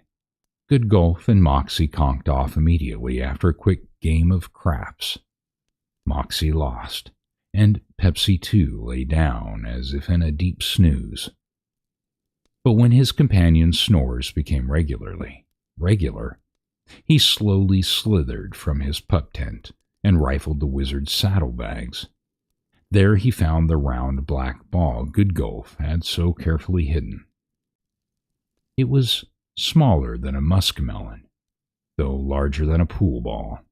Its surface was featureless, save a small circular window into the black interior. "A magic wishing ball," he exclaimed. "That's what it is." The bogey closed his eyes and wished for a keg of ale and a barrel of breaded veal cutlets. There was a small foof and a puff of fiery smoke, and Pepsi found himself staring into the face of a monstrous, unspeakably vile visage, its jowls quivering with malevolence and rage. "I told you to keep your paws off it," shrieked the wizard, his bell-bottoms flapping angrily. "I was only looking at it," Pepsi whined. Goodgulf snatched the ball away from Pepsi and glowered. "This," he said harshly, "is no plaything. This ball is a wondrous Malamar." Malamar. "The magic whatchamacallit of the elves. Long thought lost in the sheet metal age." "Why didn't you say so?" said Pepsi pointlessly. "With Malamar, the old ones probe the secrets of the future, and look deep into the hearts of men." "Sort of like a Ouija board," said Moxie sheepishly. "Watch closely," Goodgulf commanded. The 2 bogies watched with interest as the wizard made mysterious passes over the sphere and muttered a weird incantation. "Hocus pocus, loco parentis, Jackie Onassis, Dino de Laurentiis." Jesus. Before their frightened eyes, the bogies saw the sphere glow. Goodgolf continued to mutter over it. Quiquag. Quodnam Kyoxet. Pequod Peapod. Jesus. Pin Peyote. Presto Changer. Trial and Trouble. Roller Chunky. Double Bubble. Suddenly, the globe seemed to burst from within with a sparkling radiance, and a quavering sound hummed through the air. Pepsi heard Goodgolf's voice through the shimmering glow. Tell me, O magic Malamar, shall Sorhead be defeated, or shall he be conquered? What? Oh, or Got to the same thing. Defeated, or shall he conquer? Shall the black cloud of doom fall on all of lower Middle-earth, or shall there be sunshine and happiness with his fall? Pepsi and Moxie were astonished to see fiery letters begin to form in the air, fiery letters that would foretell the fate of the coming struggle with the Dark Lord. It was with wonder that they read the answer. Reply hazy. Ask again later. Oh, God. And that's the end of that chapter. Oh. We'll begin the painful journey through Chapter 8 shortly. No. All right. Oh, this is ridiculous. Is everyone still awake? All right. And broke it. Yeah. It came close. It still wasn't the forbidden no-nos or whatever it was from last night. God, I don't know what it was, but for whatever reason, that just slayed me.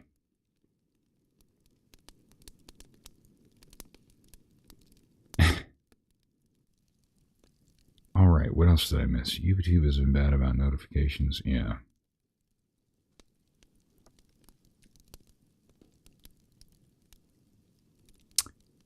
No. Oh, that's okay, Rabbit, too. I saw that about your grandson. That's fine. Yeah, I mean, he doesn't need to listen to me. He can spend time with his wife. You can catch it on the replay. No, not Dickie the Dragon. Only Puff the Magic Dragon. Yeah. You almost choked. Yeah, don't. See, this is what I'm telling you, don't. I've done that as well.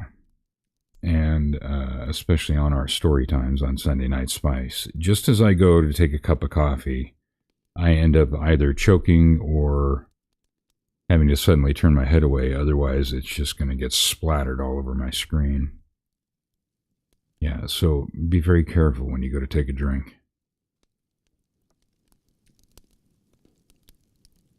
Still awake, but your cat's asleep. Yeah. I have that effect on him. Now, see, here's the funny thing. I can sit out here and listen to chat, or I can do whatever it is. But when I, for whatever reason, go to record a story, narrate, or if I do this with you guys, my dog hates it. I don't know why. However, he likes it when I sing to him. He's such a weirdo. He'll lay there and go to sleep if I sing to him, but the second I start reading or talking in my in a regular voice, I don't know why he doesn't like it. He wants to go back. He wants to leave and go back into the house. Such a weirdo.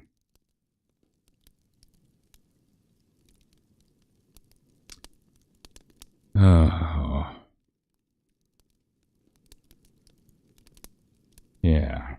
All right.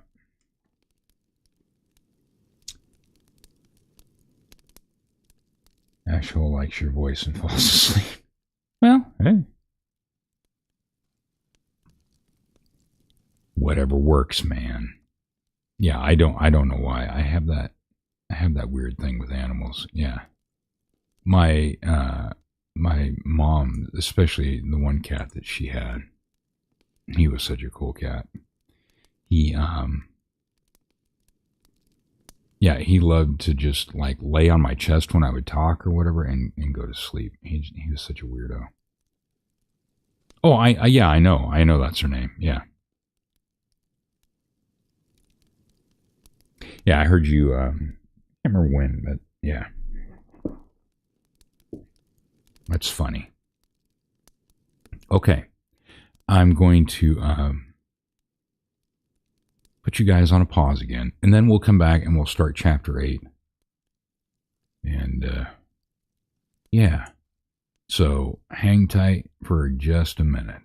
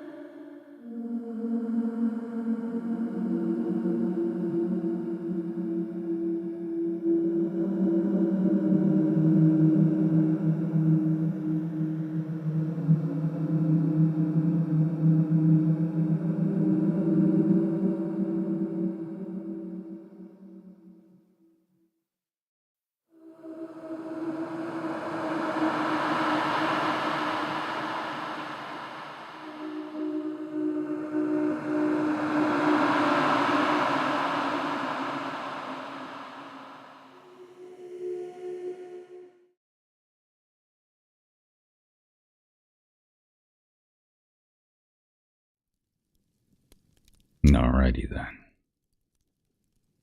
If everyone's ready, then we will go on to Chapter 8, and hopefully this migraine will be over shortly. Well, not really.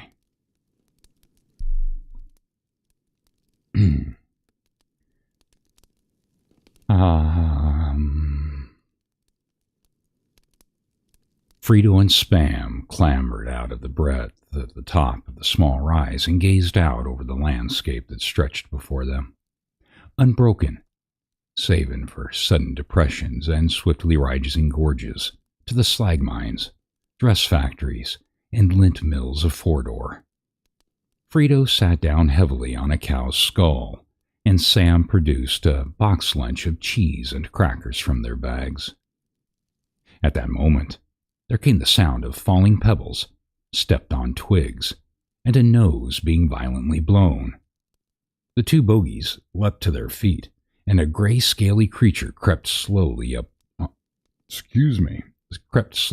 them on all fours, sniffing the ground noisily. "Mother of pearl!" cried Frito, recoiling from the sinister figure. Spam drew his elvish pinking knife. And stepped back, his heart in his mouth with the gooey glob of crackers.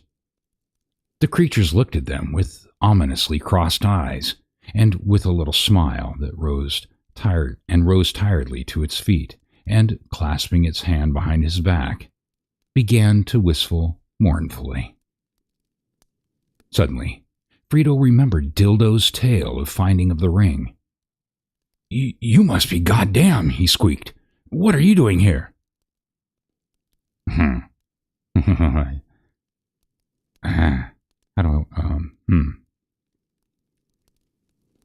Oh, well, said the creature, speaking very slowly. "Not much. I was just looking for a few old pop bottles to help pay for my sister-in-law's iron lung.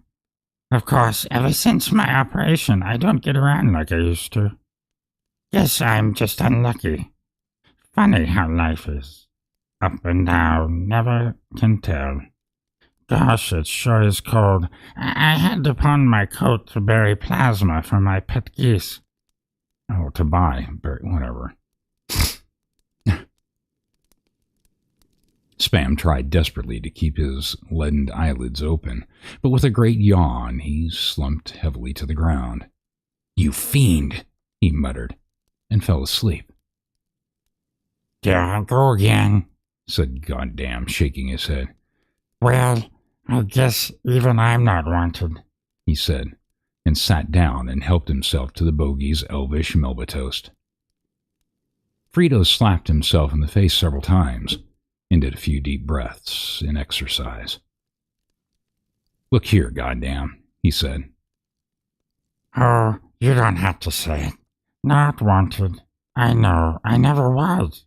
My mother left me in 24-hour locker in an enchanted forest when I was 2. I was raised by kindly rats. But I guess every cloud has its silver lining. Why, I knew a troll once named Wisniewski." Frito swayed, drooped, and was snoring before he hit the ground. When Frito and Spam awoke, it was already night, and there was no sign of Goddamn anywhere.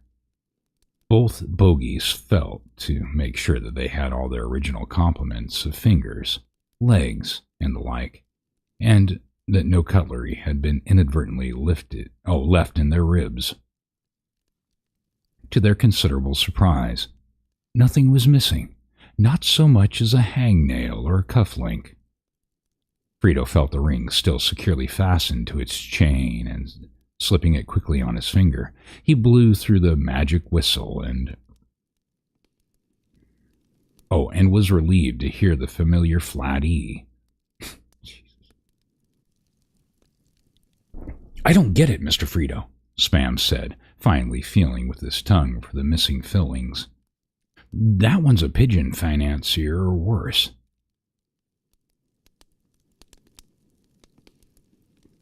"Oh." "Well, hello there," said a large rock suddenly, becoming Goddamn by degrees.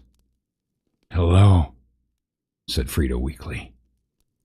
"We were just leaving," said Spam quickly. "We have to close an arms deal in Tanzania or pick up some copra in Guam or something." "Oh, that's too bad," said Good Goddamn. "I guess it's goodbye for now from old Goddamn, but he's used to it." "Goodbye," said Spam firmly. "Goodbye. Goodbye. Parting is such a brief candle." "Oh, what? Oh, God, whatever. Anyway, Goddamn said that. He waved a great stained handkerchief listlessly back and forth and, grasping Frito by the hand, began to sob softly. Spam took hold of Frito's other arm and bodily dragged him away, but Goddamn remained tightly attached, and after a minute or two, he gave up and sank exhausted on a rock. "I hates to see old friends go," said Goddamn, applying the handkerchief liberally over the cup custard he had by way of face. "I'll see you on your way." "Let's go," said Frito dejectedly, and the three small figures set off at a quick pace across the hot-blooded moors. Before long, they came to a place where the ground, well watered by a vivid green stream, became damp and squishy, and Goddamn slogged ahead of them. In a few hundred feet, the way was completely blocked by a thick, fetid bog, choked with well-smoked briars and lily cups. "It is the Nagio Marsh," said Goddamn solemnly, and Frito and Spam saw mysteriously reflected in the mucky pools eerie visions of bodies with ornate daggers in their backs, bullet holes in their heads, and poison bottles in their hands. The little group plodded forward through the foul fen, averting their eyes from the grisly corpses, and after an hour of heavy going-ons, they came, wet and filthy, to drier land. There they found a narrow path which led arrow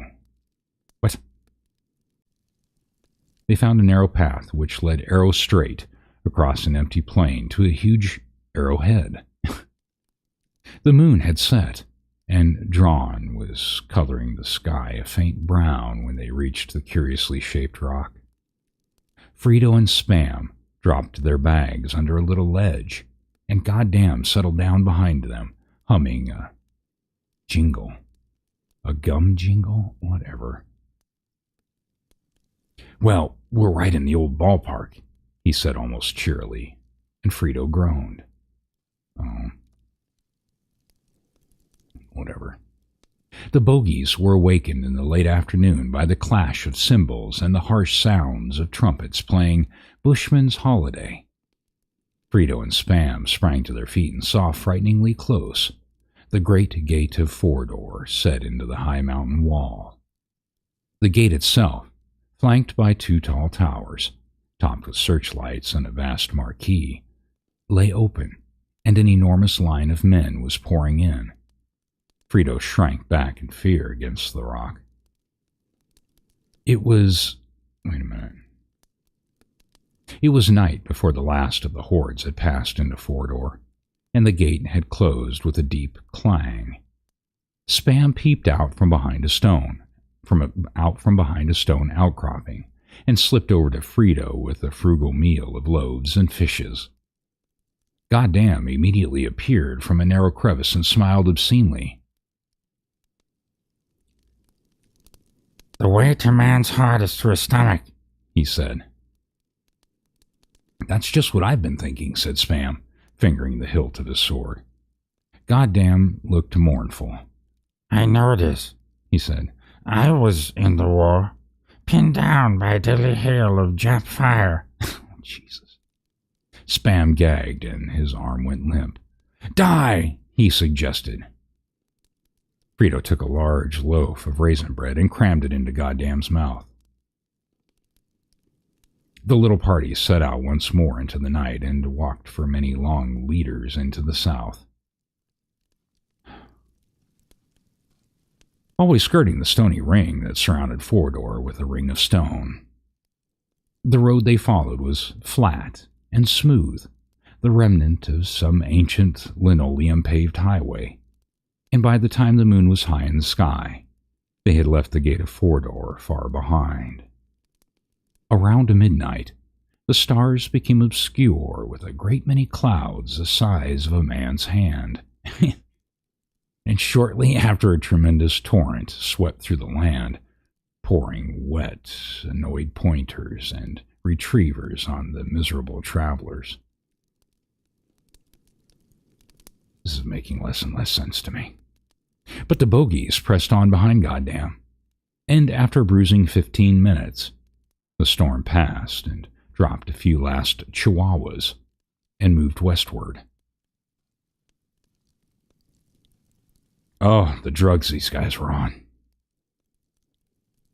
For the rest of the night, they journeyed under dimly visible stars. Numbed by the cold and Gondam's endless stream of knock-knock jokes.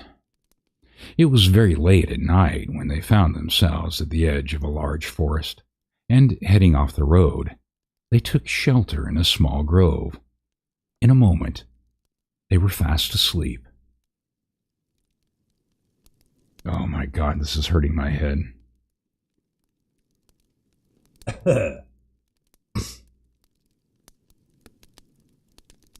All right, what's going on?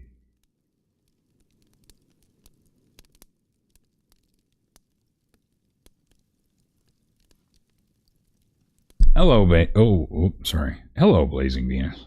Yeah, happy Sunday. Yeah.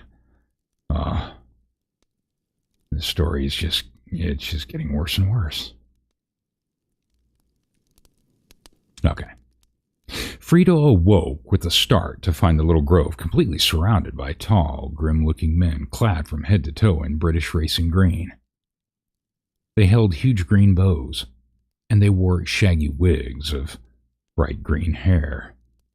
Frito arose unsteadily to his feet and kicked Spam. At that point, the tallest of the bowmen stepped forward and approached him. He wore a propeller beanie with a long green feather and a large silver badge with the word Chief and some recumbent pigeons, and Frito guessed that he must be their leader.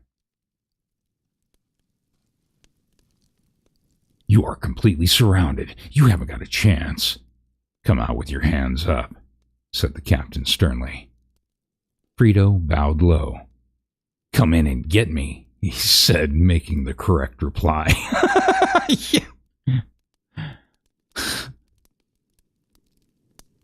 I am Ferrislax of the Green Toupees, said the captain. I am Frito of nothing in particular, said Frito shakily. Can I kill them a little? Squealed a short, squat man with a black nose patch, rushing to Ferrislax with a garrote. Nay, Magnavox, said Ferrislax. Who are you? He said, turning to Frito. And what is your evil purpose? My companions and I are going to Fordor to cast the great ring into the Zazu pits, said Frito. At that, Ferrislax's face darkened, and looked first at Goddamn and Spam, and then back to Frito. He tipped out of the grove with a little smile and disappeared with his men into the surrounding forest, singing merrily. We are stealthy green toupees, skulking nights and snoozing days, a team of silent, nasty men, who with all sore heads number 10. Oh, who all think Sorehead's number 10. Draw their fire. Flank on right. Narcs, retire, fight. Team fight. Using every grungy trick, from booby trap to punji stick, we hardly need the strength of 30, when we can win by playing dirty. 2-4, 6-8. Tiptoe, sneak, and infiltrate. Cha-cha-cha. Jesus. It was not many hours before the night when the... What? It was not many hours before night when the green men left, and after a leisurely meal of apple cheeks and cauliflower ears, Frito, Spam, and Goddamn returned to the high road and passed quickly out of the forest and into the wide asphalt waste that lay beneath the eastern slope of Fordor. By nightfall, they had come under the shadow of the black chimneys of Chicken Noodle, the dread company town that stood across from Minestrone. From deep within the earth came the heavy whomp, whomp of fell engines producing overshoes and mess kits for Sorehead's war machine. Goddamn led Frito and Spam through the brown gloom to a thin, worn salmon ladder that led sharply up into the heavy mass of Sol Rock, the great cliffs of Fordor. They climbed for what seemed like an hour. An hour later, they reached the top. Excuse me. Exhausted and gasping on the heavy air, and they flung themselves down on a narrow ledge at the mouth of the great cavern overlooking the Black Vale. Above them wheeled huge flocks of black pelicans, and all around them lightning flashed and graves yawned and fell asleep. What? Is it just me, or does that not make any sense? Oh my God. Things look black and no mistake, said Spam. A pungent smell of old pastrami and rancid gherkins floated out of the cave, and from deep within some hidden chamber came the sinister click of knitting needles. Frito and Spam walked warily into the tunnel, and Goddamn shuffled after them, a rare smile playing across his face. Ages ago, when the world was young, and Sorehead's heart had not yet been hardened like the stale cheesecake, he had taken a young troll maiden as his wife. Her name was Mazzola, called by the elves Blanche, and she married the handsome young Witch King over the objections of her parents, who pointed out that Sorehead simply wasn't trollish and could never provide for her special needs. But the two were very young and starry-eyed. The first 100,000 years found the newlyweds still quite happy. They then lived in a converted 3-room dungeon with a view, and while the ambitious hubby studied demonology and business administration at night school, Mazzola bore him 9 strapping wraiths. Then came the day when Sorehead learned of the Great Ring, and the many powers it would bring him in his climb to the top. Forgetting all else, he yanked his sons from medical school over his wife's strident objections and dubbed them nose drools.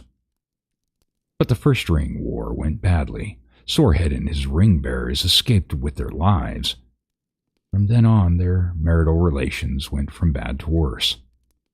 Sorehead spent all his time at the witchworks, and Mazzola sat home casting evil spells and watching the daytime Malamar serials. She began to put on weight. Then one day, Sorehead found Mazzola and a Malamar repairman in a compromising position, and immediately filed divorce proceedings, eventually winning custody of the 9 nose drools.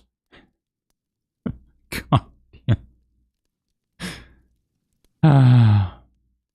Mazzola, now banished to her drab surroundings in the bowels of Sol Hurrock, let her hatred grow and fester. Schlob was what she was now called. For eons, she nurtured her peak, obsessively stuffing herself with bonbons, movie magazines, and an occasional spelunker. At first, Sorehead dutifully sent her monthly alimony payments of a dozen or so narc volunteers, but these gifts soon stopped when word got around what a dinner invitation with Sorehead's ex actually entailed. Her gnawing fury knew no bounds.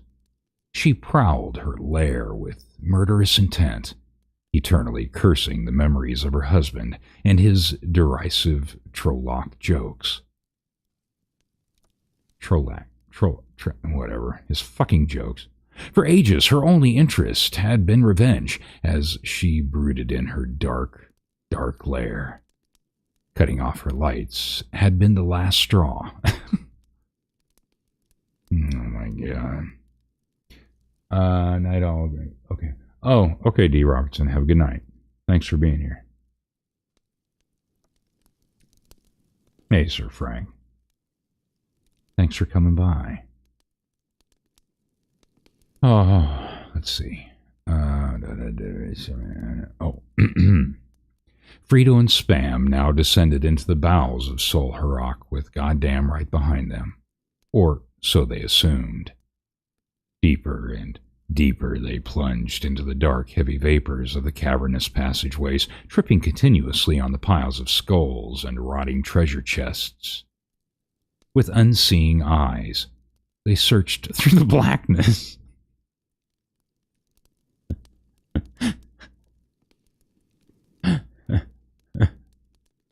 Oh my god.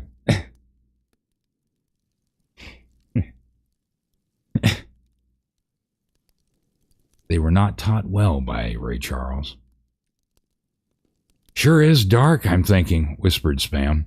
Brilliant observation, shushed Frito. Are you sure this is the right way, goddamn? There was no answer. Must have gone on ahead, Frito said hopefully. A long time they inched their way forward through the murky tunnels. Frito clutched the ring tightly. He heard a faint squishing noise ahead in the tunnel. Frito stopped in his tracks, and since Spam had hold of his tail, they fell with a clatter that echoed and re-echoed loudly through the black spaces. The squishing subsided, then grew louder. Jesus. And closer. It went away, but it got louder. Back the other way, rasped Frito, and quickly. The bogies fled, the ominous squishing down many twists and turns, but it was still gaining on them, and the sickening odor of stale bonbons filled the air. They ran blindly on until a great commotion before them blocked further escape. Look out, whispered Frito. Oh, look out. It's a patrol of narcs. Spam soon knew that this was Spam soon knew that this was so, for their foul tongues and clanking armor were unmistakable. They were, as usual, disputing and cracking filthy jokes as they approached. Frito and Spam flattened themselves against the wall, hoping to escape unseen. Cripes, hissed a voice in the dark. This place always gives me the creeps. Nuts to you, lashed back another. The lookout says that the bogey with the ring is here. Yai, opined the third, and if we don't get it, Sorehead'll break us back down to nightmares. Third class, agreed a fourth. The narcs grew closer, and the bogies held their breath as they passed. Just as Frito thought they had passed, a cold, slimy hand clutched his chest. Oh boy, exulted the narc. I got him. I gots me one. In a trice, the narcs were upon them with billy clubs and handcuffs. Batteries and jumper cables. No. Sorehead will be pleased to Sorehead will be pleased to see you two, cackled a narc, pressing his face and breath close to Frito's. All at once, a great guttural moan shivered the dark tunnel, and the narcs fell back in terror. Crud! A narc screamed. It's her nibs! Schlob! Schlob! Wailed another, lost in the darkness. Frito drew tweezers from his scabbard and could see nothing to strike. Thinking quickly, he remembered the magic snow globe given to him by Lavalier. Holding the glass at arm's length, he hopefully pressed the little button on the bottom Immediately, a blinding carbon arc light flooded the dank surroundings, revealing a vast chamber of formica paneling and cheap chintz. And there, before them, was the terrible hulk of Schlob. Spam cried out at the sight of the most horrible that he could behold. She was a huge, shapeless mass of quivering flesh. Her flame-red eyes glowed as she slogged forward to the narcs, her tatty print shift dragged on the stone floor. Falling upon her fear-frozen victims with her fat body, she ripped them apart with taloned house slippers and sharp fangs dripping great-yellow droplets of chicken soup. "Aye, wash behind your ears!" Schlob shrieked as she tore a narc limb from limb and discarded his armor like a candy wrapper. "You never take me anywhere," she foamed, popping the wriggling torso into her maw. "The best years of my life I gave you," she raged, her sharp red fingernails reaching out for the bogies.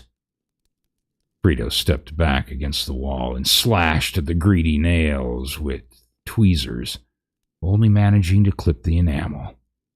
Schlob squealed, further enraged. "Excuse me." I almost choked myself. Excuse me.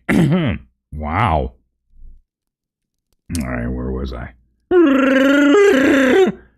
Schlob squealed, further enraged. As the ravenous creature closed in, Frito's last memory was of Spam frantically schizophretic insect... What? Oh.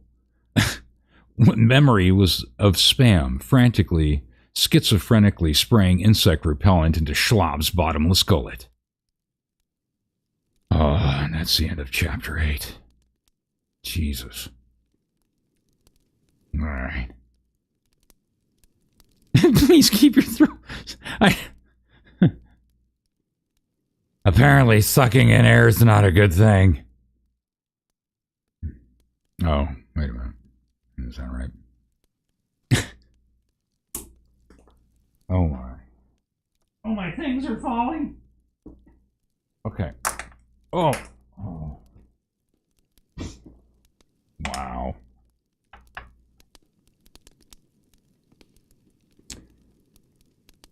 I'll be listening in bed.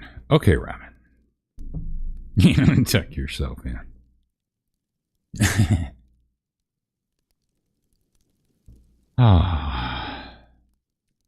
Well, I think we're doing a little better than, well, I don't know, maybe these are shorter, or I don't know. I haven't lost it as much as I did last night. I think this has gotten more bizarre as we've got along, so it just hasn't killed me like it did before. All right. Yeah, I'm going to... I think I'm doing okay, but I'm going to drink some stuff here and maybe gargle a little. All right. We'll do another break time. Go pee, let your dogs out, and do whatever. And we'll be back in a minute.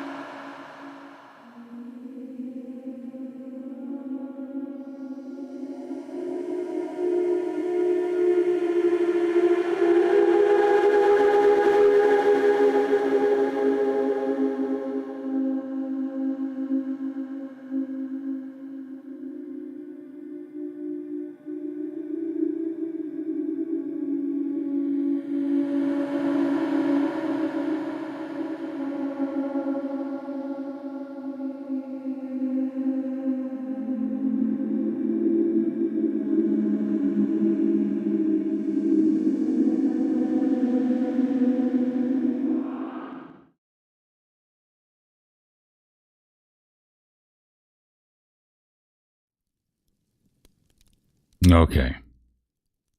And I can't remember. Utah, right? Not Utah. Is that right? I forget. I think that's how you pronounce it. Utah.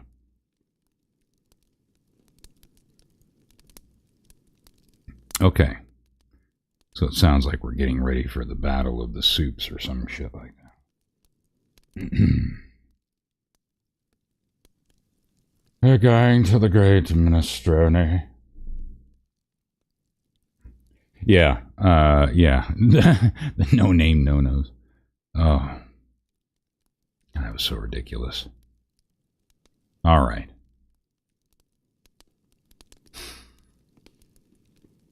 In Chapter 9.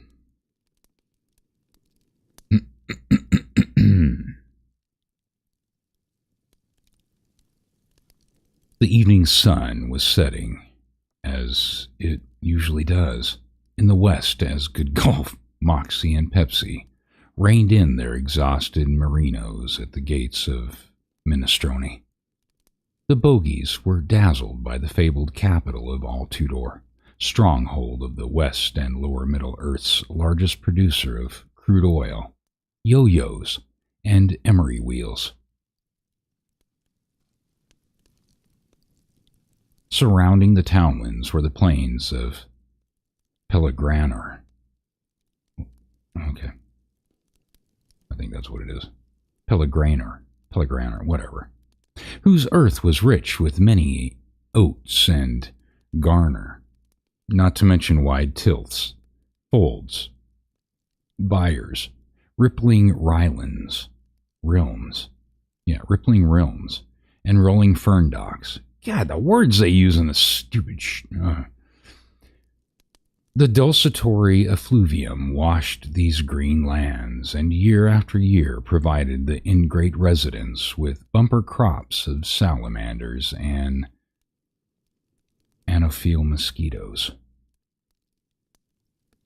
It was little wonder that the city drew multitudes of pointed-head southrons, thick-lipped northrons, and inverted ailerons.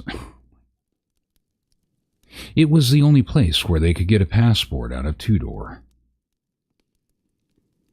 The city itself dated back to the olden days when Beltaphon the Senile...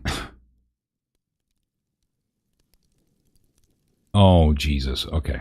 The city itself dated back to the olden days when Bell Telephone, the Senile, decreed rather inexplicably that there was to be built this flat land and a royal ski lodge of wondrous beauty.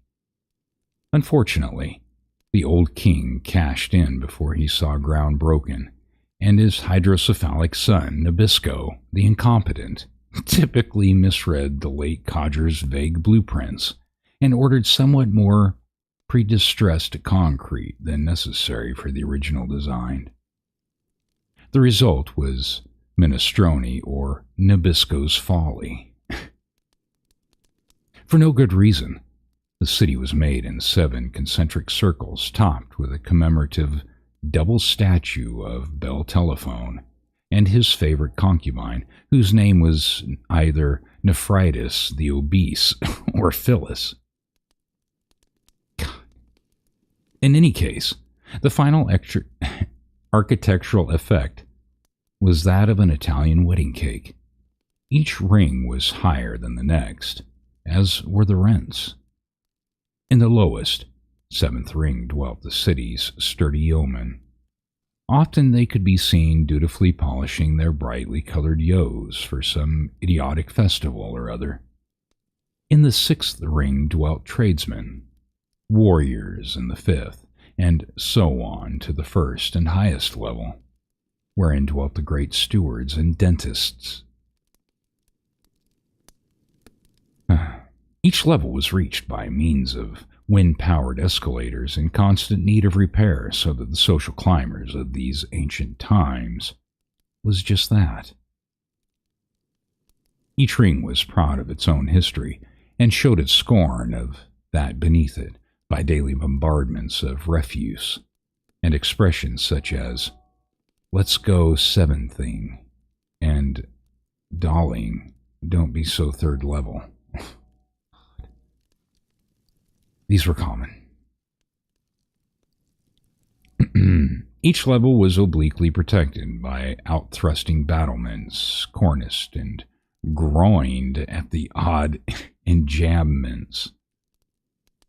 Each odd enjambment was set perpendicular to every adjacent one-way thoroughfare. What? Hold on just a second. Oh, God damn it. Okay.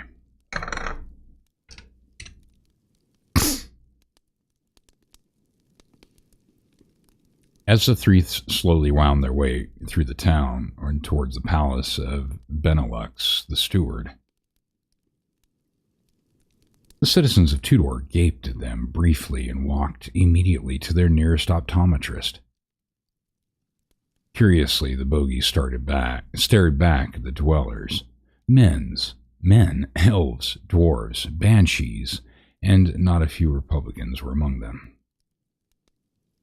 Any convention burge. Wait a minute. Oh. Any convention burg gets a pretty mixed bag, Good Gulf explained. Slowly they ascended the last creaking set of moving steps and alighted at the first level. Pepsi rubbed his eyes at the edifice before him. It was of lavish design, with broad lawns and sumptuous gardens. Rich marble paved the path beneath their feet, and the tinkling of many fountains sang like silver coins. At the door they were rather rudely informed that the dentist was not at home, and they must be looking for the old coot round back. There they found a run-down palace wrought of the stoutest masonite, its walls aglow with fiery inlays of rock candy and old bicycle reflectors. Over the reinforced plywood door was a sign reading, "The steward is out." Beneath that was another announcing, "Out to lunch," and beneath that, "Gone fishing." "Benelux must not be here if it reads these signs," said Moxie. "I think it's a bluff," said Good Gulf as he rang the bell incessantly. "For the stewards of Minestrone have always been private in their ways." Benelux, the booby, son of Electrolux, the piker, comes from a long line of stewards dating back many arid generations. Long have they ruled Tudor. The first great steward, Paraffin the Climber, was employed in King Chloroplast's kitchen as second scullery boy when the old king met a tragic death. He apparently fell backward by accident on a dozen salad forks. Simultaneously, the true heir, his son, Carotene, mysteriously fled the city, complaining of some sort of plot and a lot of threatening notes left on his breakfast tray. At the time, this looked suspicious, what with his father's death and all, and Carotene was suspected of foul play. Then the rest of the king's relatives began to drop dead, one after the other in odd fashion. Some were found strangled with dish rags, and some succumbed to food poisoning. A few were found drowned in the soup vats, and one was attacked by assailants unknown and beaten to death with a pot roast. At least 3 appeared to have thrown themselves backward on salad forks, perhaps in a noble gesture of grief over the king's untimely end. Finally, there was no one left in Minestrone who was either eligible or willing to wear the accursed crown and be the ruler of Tudor. And the ruler of Tudor was up for grabs.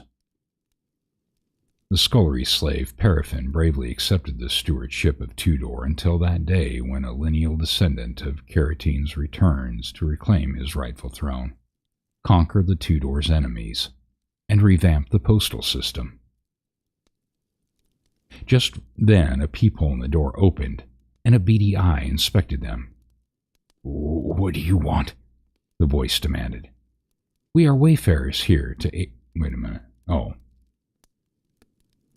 We are wayfarers here to aid in the fortunes of Minestrone. I am Goodgulf Greyteeth." The wizard took a crumpled slip of paper from his wallet and handed it through the hole. "What is this?"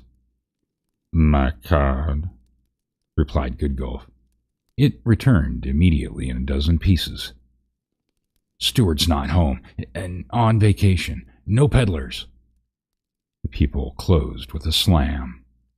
But Goodgulf was not easily duped, and the bogies could tell from his eyes that he was angered by this impudence. His pupils were crossing and uncrossing like a juggler's oranges. He rang again, long and loud. The eye blinked at them, and a smell of garlic floated from the hole. "You again. I told you, he's taken a shower." Again the hole shut. Goodgulf said nothing. He reached into his Mao jacket and extracted a black ball that Pepsi at first thought was the Malamar, with a string attached. Goodgulf lit it with the end of his cigar and tossed the ball into the small slot. He then ran around the corner, and the bogies followed in tow. There was a large boom, and when the bogies peeked around to look, the door had magically disappeared. Pridefully, the three walked through the smoking portal. They were confronted by a seedy old palace guard who was wiping the soot from his smarting eyes. "You may tell Benelex that Goodgulf the wizard awaits an audience." Oh, wait a minute. No, that is Goodgulf. Okay. "You may tell Benelex that Goodgulf the wizard awaits an audience." The doddering warrior bowed resentfully and led them through the airless passageways. "Steward isn't going to like this," he croaked. "Oh," croaked the guard. "Hasn't been out of the palace for years." "Do not the people grow resistive?" asked Pepsi. "Huh?" "Their idea," drooled the old guide. "Whatever." "Well, this is making less and less sense."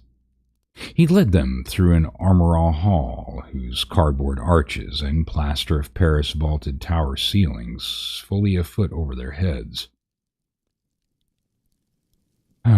Richly mimeographed tapestries depicted past kings' legendary deeds. Pepsi particularly liked one about a long-dead king and a she-goat, and said so. Goodgulf smacked him once. The very walls glittered with inert ginger ale bottles and costume jewelry, and the polished aluminum armor cast brilliant reflections on the hand-laid linoleum at their feet. At last, they came to the throne room, with its fabled thumbtack mosaics. By the looks of the palace, the royal throne room gave double service as the royal shower room. The guard disappeared and was replaced by an equally aged page in olive drab livery. He struck a brass dinner gong and rasped, "Cringe and scrape thee before Benelex, great steward of Tudor, true regent of the lost king who will one day return, or so they say." The honorary page ducked around a screen, and a curtain fluttered nearby. Out rolled the wizened Benelex in a battered wheelchair drawn by a brace of puffing raccoons. He wore tuxedo trousers, a short red jacket, and a clip-on bow tie. On his balding head rested a chauffeur's cap emblazoned with the crest of the stewards, a rather showy affair featuring a winged unicorn carrying a tea tray. Moxie caught a distinct whiff of garlic. Goodgulf cleared his throat for the steward was obviously sound asleep. "Greetings and happy holidays," he began. "I am Goodgolf, court wizard to the crowned heads of lower Middle-earth, worker of wonders, and certified chiropractor." The old steward opened one coated eye and looked at Moxie and Pepsi with disgust. What are those? What are those signs at the door that say no pets? Oh, what are those? Sign at the door says no pets. "They are bogies, my liege. Small, yet trustworthy allies of ours to the north." "Now I'll have the guards spread some papers," the steward mumbled as his wrinkled head fell heavily to his chest. Goodgolf cleared his throat and continued. "Why?" "I fear that I am the bearer of dark tidings and sad. Sad what? Sorhead's foul knocks have slain thy own beloved son Bromosil, and now the Dark Lord wishes thy own life and thy realm for his own unspeakable designs." "Bromosil," said the steward, rousing himself on one elbow. "Thy own beloved son," prompted Goodgolf. A flickering of recognition passed through the tired old eyes. Oh, him. Never writes except for money, just like the other one. Too bad about that. "Thus we have come with an army a few days' ride behind to revenge your grief upon Fodor," Goodgolf explained. The steward waved his feeble hands with annoyance. Fodor. Never heard of it. No two-bit wizard, neither. Audience is over, said the wizard. Or said the steward. "Insult not the white wizard," warned Goodgolf as he drew something from his pocket, "for I have many powers. Here, pick a card. Any card." Benelex selected one of the 52 sevens of hearts and tore it into confetti. Audience is over, he repeated with finality. "Foolish dotard," growled Goodgolf later in their room at the inn. He had been fussing and fuming over an hour. "But what can we do if you will not help us?" asked Moxie. "The bird is nutty as an elf cake." Goodgolf snapped his fingers as if an idea had dawned in his sly head. "That's it," he chuckled. "Aha. The old prune is known to be mental." "So are his pals," observed Pepsi sagely.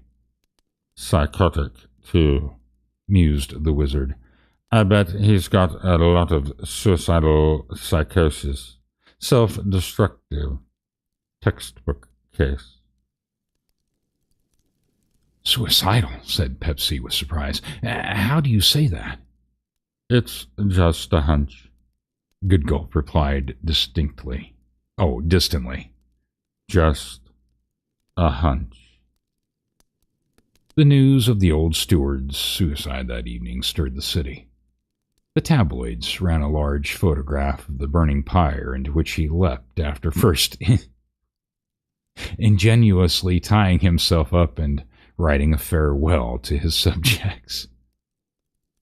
Headlines that day screamed, "Batty Benelex burns," and later editions reported, Wizard last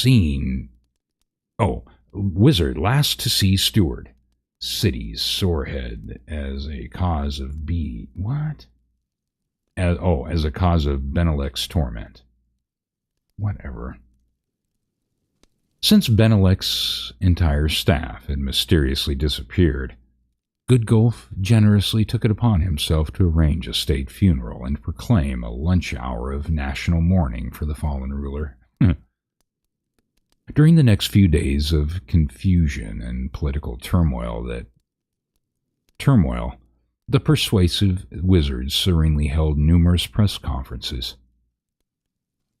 By the hour, he confirmed with high officials to explain that it was his old friend's last wish that he, Goodgolf, hold the reins of government until his surviving son, Ferrislax, returned.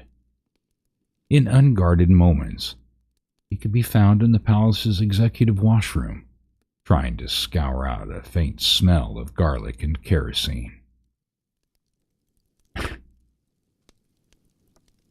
Within a remarkably short time, Goodgolf had galvanized the sleepy capital into a drilling militia. Marshalling Minestroni's resources, the wizard personally drew upon a ration list, fortification plans, and lucrative defense contracts which he himself fulfilled. At first, there was a clamor of protest against Goodgolf's extraordinary powers, but then an angry black cloud began growing over the city. This, plus a few unexplained explosions in opposition newspaper offices, silenced those damned isolationists, as Goodgolf dubbed them in a wildly publicized interview. Soon after, stragglers from the eastern provinces told of hordes of narcs attacking and overwhelming Tudor's border posts at Oh My Gosh Magali. Jesus. They're running out of names. The outpost of Oh My Gosh Magali. Wow. Soon, Tudor knew Sorehead's dogs would be sniffing at the city's very pant cuffs. Moxie and Pepsi fidgeted impatiently in the waiting room of Goodgolf's palace offices, their feet dangling a foot or so short of the plush carpet. Although proud of their new uniforms, Goodgolf had commissioned the pair as Tudorian lieutenant colonels. The bogies had seen little of the wizard, and the rumors of narcs made them very itchy. "Can't he see us now?" whined Pepsi. "We've been waiting for hours," added Moxie. The shapely elf receptionist shifted the torques in her clinging blouse indifferently. "I'm sorry," she said for the 8th time that morning, "but the wizard is still in conference." The bell on her desk rang, and before she could cover the squeaking tube, the bogies heard Goodgolf's voice. Are they gone yet?" The elf maiden reddened as the bogies bolted past her and through the door into Goodgolf's office. There they found the wizard with a fat cigar between his teeth and a pair of bleach-blonde sylphs perched on his ebony knees. He looked at Pepsi and Moxie with annoyance. "Can't you see I'm busy?" he snapped. "In conference. Very important."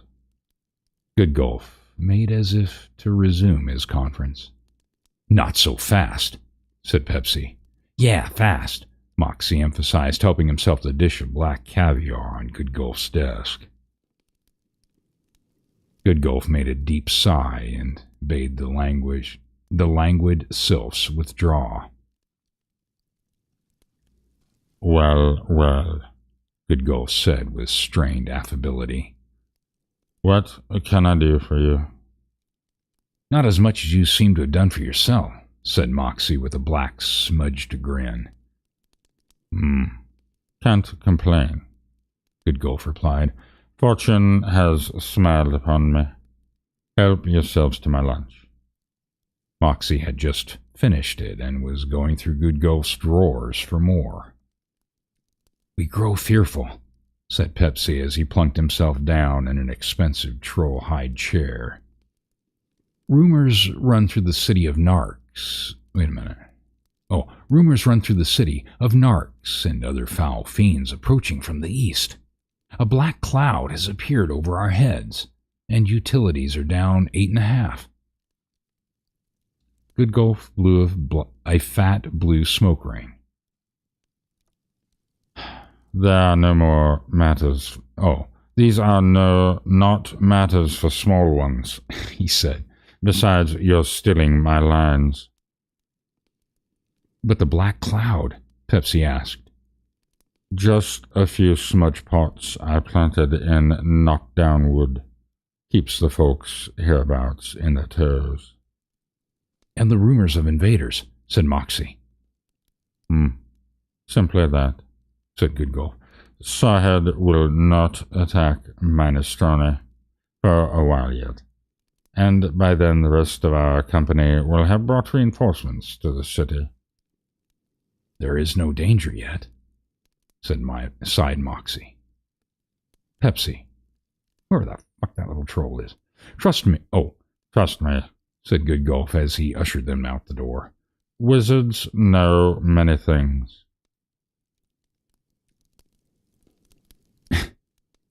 The surprise attack at dawn the next day caught everyone in Minestrone by surprise. None of the planned fortifications had been completed, and the materials and men that were ordered and paid for through Goodgolf's office had never appeared.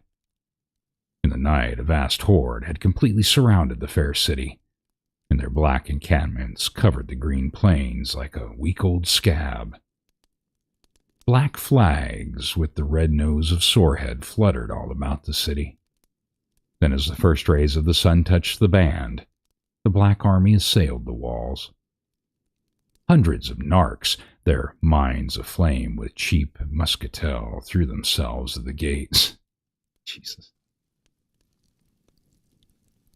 Behind them tramped companies of renegade trolls and rogue pandas, slavering with hate. Whole brigades of psychotic banshees and goblins raised their shrill voices in a loathsome war cry. At their rear marched Niblicks and vicious Mashes, who could lay low so many brave a Tudorian with a single stroke of their deadly meat tenderizers.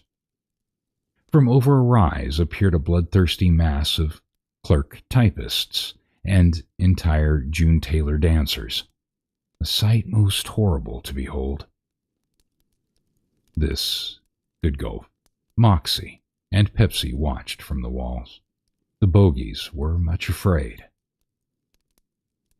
They are so many, and we are so few, Pepsi cried, much afraid. True heart is the strength of 10, said Goodgolf. We are so few, and they are so many, cried Moxie, much afraid. A watched pot never boils. Whistle a happy tune, observed Goodgolf. Too many cooks spoil the broth. Reassured at this, the bogies donned their greaves, corsets, gauntlets, and shoulder padding, and slathered themselves with bactine. Each was armed with a double-edged putty knife, its blade both keen and true. Goodgolf wore an old deep-sea diver's suit of the stoutest latex. Goodgolf's going gimping. Only the well-trimmed beard was recognizable through the helmet's little round window. In his hand he carried an ancient and trusty weapon called by the elves a Browning semi-automatic. Pepsi glimpsed a shadow above them and screamed. There was a swooping sound, and all three ducked just in time. A laughing nose-drew pulled his killer pelican out of its power dive. The sky was suddenly full of the blackbirds, each piloted by a begoggled black rider. The marauders flapped their hither and thither, taking aerial photographs and strafing hospitals, orphanages, and churches with guano. As they wheeled above the terrified city, the pelicans opened their fanged maws to disgorge blank propaganda leaflets down upon the illiterate defenders. But the Tudorians were harassed not only from above. Land forces were now battering the main gate and toppling men from the ramparts with flaming matzo balls and eclectic works of Rod McEwen. The very air was alive with the whizzing of poisoned boomerangs and high-velocity dog yummies. Several of the latter dented Goodgulf's helmet, giving him a near-fatal migraine. All at once, the front ranks parted before the walls, and the bogies cried out with astonishment. A monstrous black peccary galloped to the rear. Its rider was the lord of the nose drool. He was dressed all in black. Great tire chains hung from his leather jacket. Hey, I wasn't there. Oh, the huge wraith dismounted his tusker, his engineer boots sinking deep into the hard ground. Moxie caught a glimpse of a grotesque pimple face. The fiend's fangs and greasy sideburns flashed wetly in the noonday sun. The Lord leered evilly at the ramparts of the Tudorians, then lifted a black penny whistle to a gaping nostril to sneeze a single ear-splitting bleat.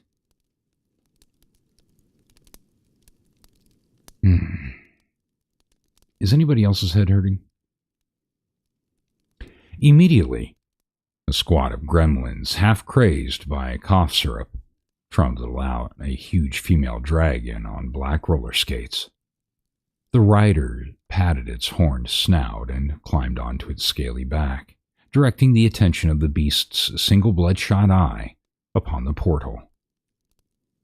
The huge reptile nodded and rubber-legged on its wheels toward the wooden gate. Horrified, the Tudorians saw the nose drool ignite the dragon's pilot light. He spurred the monster's flanks, and the torrent of fiery propane belched from its open jaws. The walls burst into flames and crumbled into ashes. Narcs eagerly hopped over the licking tongues and poured into the city. All is lost, Moxie sobbed, and he prepared to throw himself off the wall. Despair not, Goodgulf commanded through his little window. Bring me my white robes, and quickly. Ah, cried Pepsi. White robes for white magic. No, said Goodgulf as he stapled the garments to a pool cue. White robes for a white flag. Just as the wizard was waving his robes in frantic semaphore. Wait a minute. Oh, sorry. Semaphore.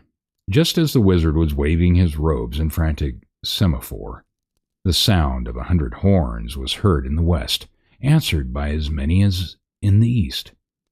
A great wind clove the black cloud and dispersed it, revealing through the parting mists a great shield bearing the words, "Caution, cigarette smoking may be hazardous to your health." The rocks split, and the sky, though cloudless, thundered like 1,000 stagehands striking 1,000 metal sheets. There was a release of pigeons. Birds aren't real. So saith the expert. From all points of the compass, the joyful Tudorians saw great armies approaching with marching bands, fireworks, and showers of colored streamers. To the north was Gimlet, leading a band of 1,000 dwarves to the sound of the familiar pronged bulk of Earache in command of 3,000 berserked sheepers. From the east appeared 2 great armies, one of Ferroslac's seasoned green toupees, and one of Legolamb's manned by... And one of Legolamb's, manned by 4,000 sharp-nailed interior decorators. Whatever. Lastly, from the west, rode gray-clad Arrowroot, leading a party of 4 war badgers and a cranky Cub Scout.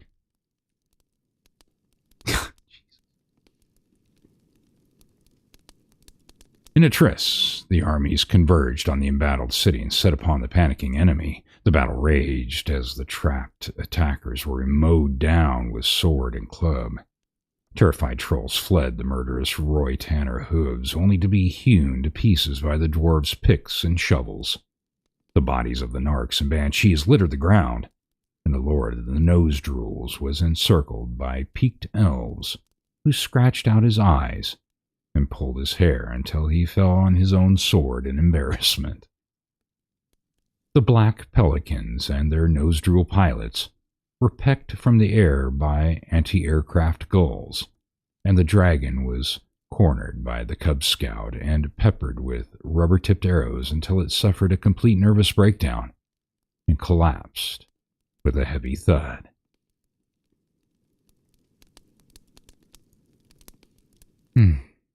Meanwhile, the heartened Tudorians rushed from the city's walls and flew at the fiends yet still inside the city.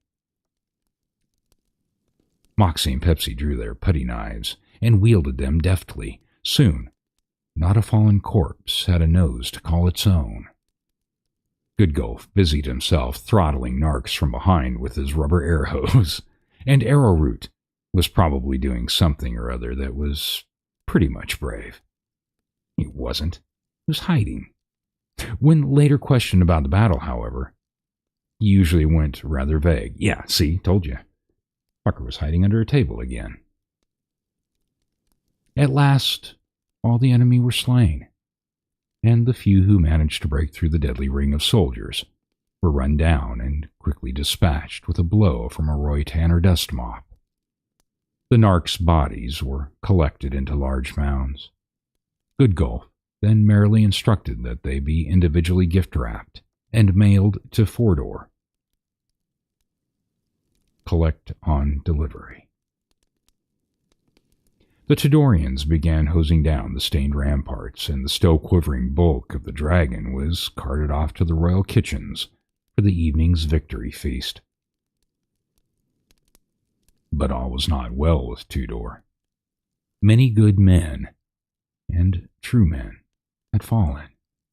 The brothers Handlebar and Hersheybar, and Earache's uncle, the trusty Eardrum. Dwarves and elves had their losses, and the sad whines of mourning mixed with the cheers of victory. Though the leaders happily gathered for greeting, not even one of these were spared grievous hurt. Ferislax, son of Benelux, and brother Bromicil, had lost 4 toes and suffered a gash across his tummy. The fair Earache was cut upon her massive biceps, and both her monocles had been brutally smashed. Moxie and Pepsi lost a bit of their right earlobes in the fray, and Legolam's left pinky was severely sprained. Gimlet's pointed head had been somewhat flattened out by a banshee's tenderizer, but the flayed skin he now wore as a Macintosh attested to the outcome of the particular duel. Lastly limped Goodgulf, supported by the miraculously unscathed Ranger. The old wizard's white bell-bottoms had been viciously frayed, and there was a nasty stain on the front of his Nehru jacket. His go-go boots were beyond hope. He also wore his right arm in a matching sling, but when he later tended to switch it from one arm to the other, this wound was taken rather less seriously. Tears flowed like water as they greeted each other. Even Gimlet and Legolam managed to limit their enmity to an obscene gesture or two. There was much laughing and embracing, particularly between Arrowroot and Earache. Arrowroot, however, was not blind to certain glances that were exchanged when the sheepus was introduced to the husky Ferislax. And this hero, said Goodgulf at last to Arrowroot, is the brave Ferislax, true heir to the stewardship of Tudor. Charmed, I'll warrant, replied Arrowwood icily as he simultaneously shook the warrior's hand and stepped on his wounded foot. I am Arrowroot of Arrowshirt, true son of Arrowplain, and true king of all Tudor. You have already met fair Earache, my fiancée and queen. The emphasis the ranger put into his formal greeting was lost on no one. Greetings and salutations, returned the green toupee. May your reign and marriage be as long as your life. He crushed Arrowroot's hand as he shook it. The two stared at each other with unabashed hatred. Let us all go to the House of Healing, said Arrowroot finally as he inspected his mangled fingers, for there are many wounds that I would heal. We're almost done, I promise. We're getting close. Hang in there. God. By the time the company had reached the palace, much had been said. Goodgulf was roundly congratulated for giving the attack signal with his flag. I give up. Many wondered at his wisdom in knowing that help was on its way, but on this matter the wizard kept strangely silent. The company also was saddened that Birdseye could not share their victory for this day, for the Green Giant and his trusty V8s had been most foully ambushed on the way back from Isinglass by a black herd of Sorehead's wraith rabbits. Of the once mighty army, not even a single stalk remained.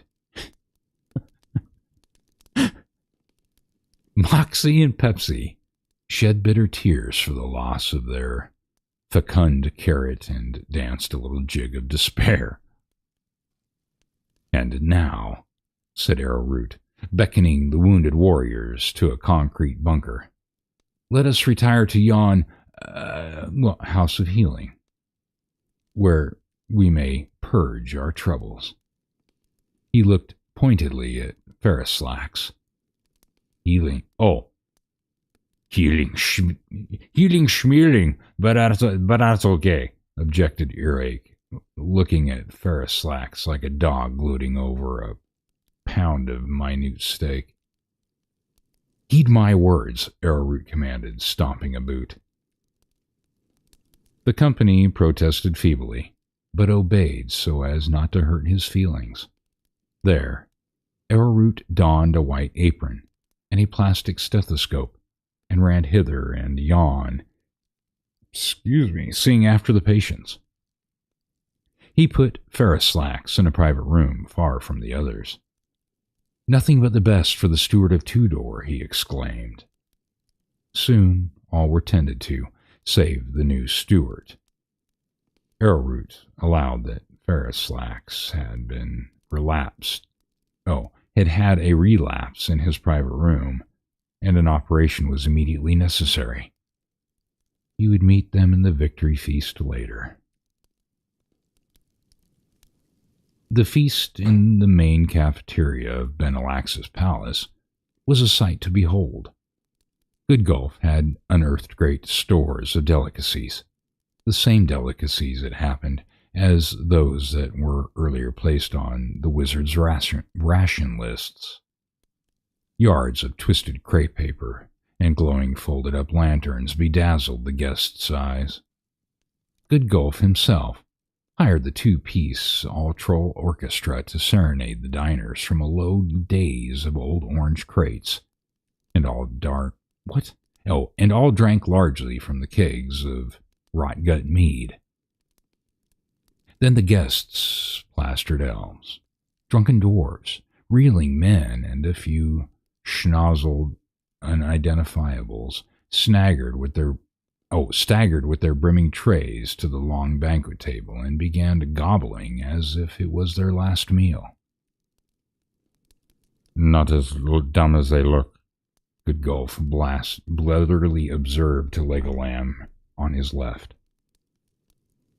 The wizard, brilliantly attired in fresh bell-bottoms, slumped at the head of the table with the stinkoid bogey, Legolam, Gimlet, and Earache in the folding chair of honor.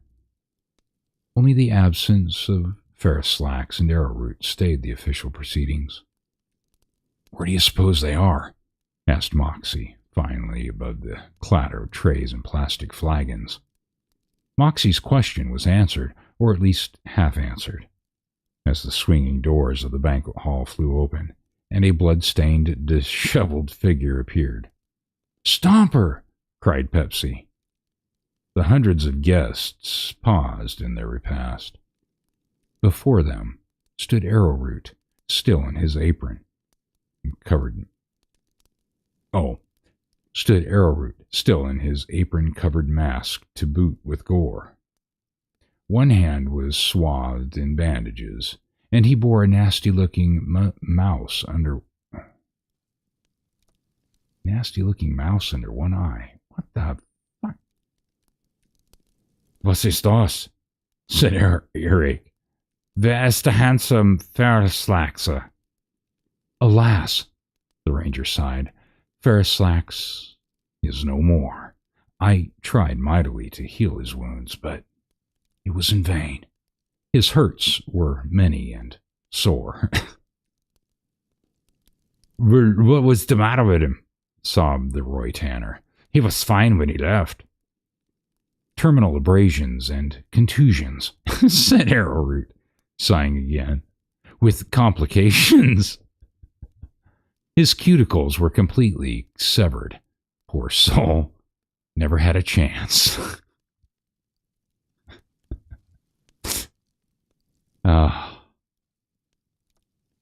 "I could have sworn that he didn't have more than a bump on his head," muttered Leg of Lamb under the cover of his sleeve. "Aye," replied Arrowroot, shooting the elf a withering glance, "so it might seem to one unschooled in the art of healing. But that bump, that fatal bump, 'twas his downfall.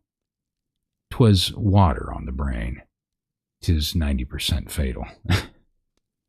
"Forced I was to amputate." Right above his Adam's apple.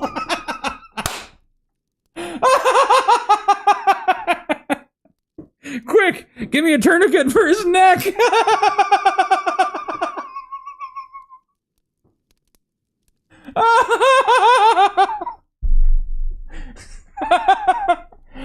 Oh my God, this is so retarded. All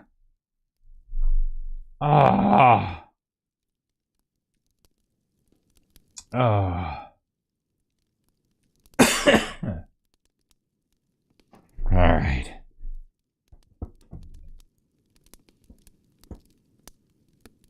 Oh, man. Oh, it's so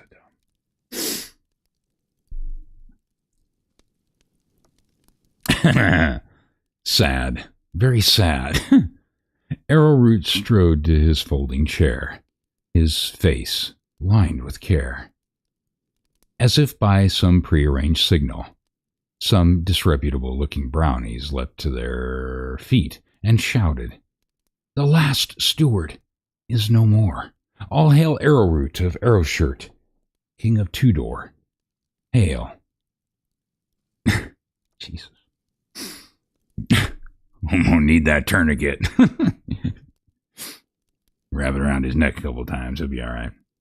Stomper touched his hat brim in humble acknowledgement of Tudor's new allegiance, and Earache, seeing which way the wind was blowing, threw her brawny arms around the new king with a credible squeal of delight. The rest of the guests, either confused or drunk, echoed the cheers with 1,000 voices. But then, from the back of the chamber, a shrill, piping voice was heard. "Oh, nay," it squeaked. Arrowroot searched the table and the dizzy crowd grew silent. At the very end was a squat figure, wearing a black nose patch, dressed all in green. It was Magnavox, friend of the late Ferslax. "Speak," commanded Arrowroot, hoping that he wouldn't. "If you are the true king of Tudor," Magnavox flooded drunkenly, "you will fulfill the prophecy and destroy our enemies. This you must do before you are the king. This deed you must perform." Supposedly he's talking drunk again. "This I gotta see," chuckled Gimlet. Arrowroot blinked anxiously. Enemies? But we here all are comrades. Shh, coached Goodgulf. Sirhead, Fodor, nostrils, the you-know-what. Stomper bit his lip nervously in thought. Well, I guess it behooves us that we march to Sorehead and challenge him, I guess. Goodgulf's jaw dropped with disbelief, but before he could strangle Stomper, Earache jumped up on the table. Don't be telling him we're marching in Thorhead and messed him up in the gut. Whatever. Goodgulf's screams were lost in the roar of alcoholic approval from the hall. It was the next morning when the armies of Tudor marched east, laden with long lances, sharp swords, and death-dealing hangovers. The thousands were led by Arrowroot, who sat limply in his side saddle, nursing a whopper. Goodgulf, Gimlet, and the rest rode by him, praying their fate to be quick, painless, and, if possible, someone else's. Many an hour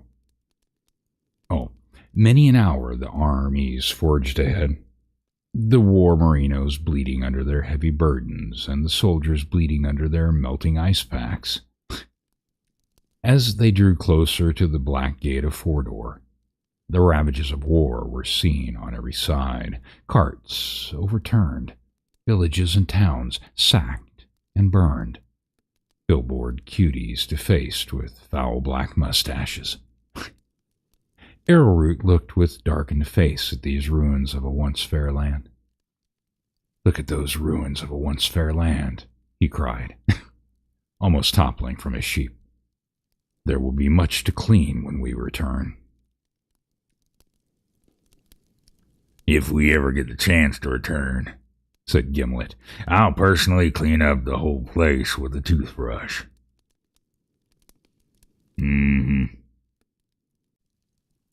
All right, Dan. The king drew himself to a more or less upright position. Fear not, for our army is strong and courageous. I just hope they don't sober up before we get there, Gimli grunted. The dwarf's words read true, for the army began to waver in its march, and the band of Roy Tanners stopped. What? In its march, and the band of Roy Tanners. Stomper was in charge of... What? God, that doesn't make any sense. Stomper... the Roy Banners were charged with rounding up stragglers, and they hadn't reported for 6 hours. Whatever. Finally, Arrowroot decided to put a stop to the malingering by shaming his hesitant warriors, commanding the remaining herald to sound the horn, he had said. Commanding the remaining herald to sound the horn, he said, People of the West, the battle before the Black Gate of Sorehead will be one of few against many. But the few are of pure of heart, and the many are of the filth. Nevertheless, those of you who wish to cringe and run from the fight may do so to quicken our pace. Those who still ride with the King of Tudor will live forever in song and legend. The rest may go. It is said that the dust cloud did not settle for many days after. Oh my God. That was close indeed, said Spam, still shaking from their narrow escape from the schlob a few days before. Frito nodded feebly, but still could not really piece together what had happened. Before them, the great salt flats of Fodor stretched to the feet of a giant molehill, which held Bardal. What? The high-rise headquarters of Sorehead. The wide plain was dotted with barracks, parade grounds, and motor pools. Thousands of narcs were swarming frantically, digging holes and filling them up again and polishing the dusty ground with enormous buffers. Far in the distance, the Zazu pits, the black hole, spewed the sooty remains of hundreds of years of National Geographics into the air over Fordor. Right before them, at the foot of the cliffs, a thick black pool of tar bubbled noiselessly, from time to time emitting a heavy belch. Frito stood for a long time, peering out from under his fingers at the distant smoking volcano. It is many a hard kilo back to the black hole, he said, fingering the ring. No lie, Bwana, said Spam. This near tar pit has a certain hole-like flavor, said Frito. Round, agreed Spam. Open, deep. Dark, added Frito. Black, said Spam. God. Frito took the ring from around his neck and twirled it absently at the end of its chain. Careful, Mr. Frito, said Spam, reining in a series of hickeys on his arms. What? Indeed, said Frito, flinging the ring in the air and deftly catching it behind his back. Very risky, said Spam, and picking up a barge or stone, he threw it into the center of the tar pit, where it sank with a wet glop. Pity we have no way to anchor it safely to the bottom, said Frito, swinging the chain over his head. Accidents can happen. Just in case, said Spam, searching vainly in his pocket for some heavy object. A dead weight. A sinker, he muttered. Hello. Oh. How the hell did I do his voice?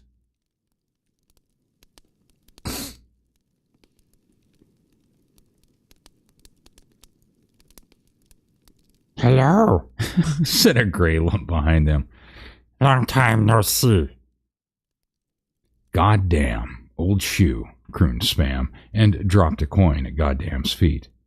Small world, said Frito as he palmed the ring and clapped the surprised creature on the back. Look, cried Frito, pointing to an empty sky. The winged victory of Samothrace. Samothrace? Whatever. And as Goddamn turned to see, Frito looped the chain over his neck. Hola! Cried Spam. A 1927 Indian head nickel, and dropped on his hands and knees in front of Goddamn. Oops, said Frito. Ah, added Goddamn. Flop, suggested the tar pit. Oh, Jesus Christ. Frito let out a deep sigh, and both Bogey bade a final farewell to the ring and its ballast. As they raced from the pit, a loud bubbling noise grew from the black depths, and the earth began to tremble. Rocks split, and the ground opened beneath their very feet, causing the bogies much concern. In the distance, the dark towers began to crumble, and Frito saw Sorehead's offices at the Bardom seam, and shatter into a smoking heap of plaster and steel.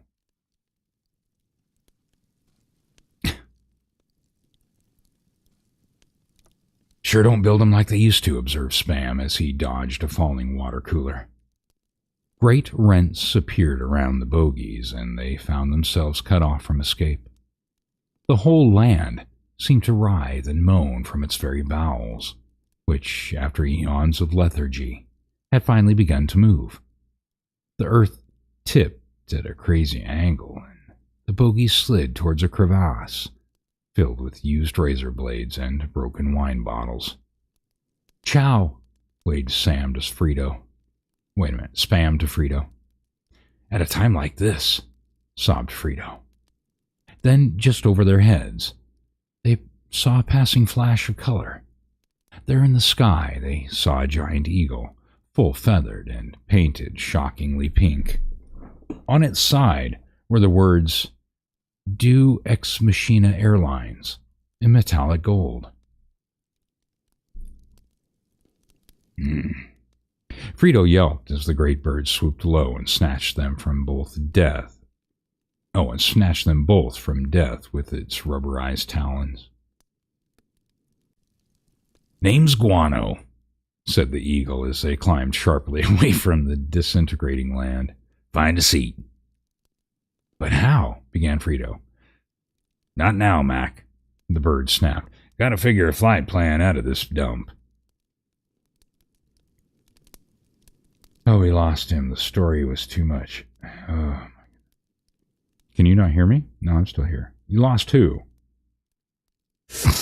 Oh, this is so ridiculous. We're almost done. I think we got one more chapter.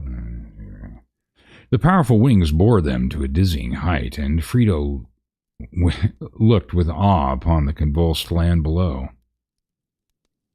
Fordor's black rivers were twisting like ringworms. Jesus.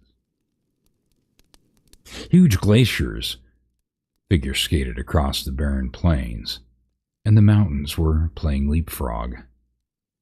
Just before Guano began banking a turn, Frito thought he caught a glimpse of a great dark foam from the color and shape of a bread pudding, retreating over the mountains with a steamer trunk of odd socks. Okay.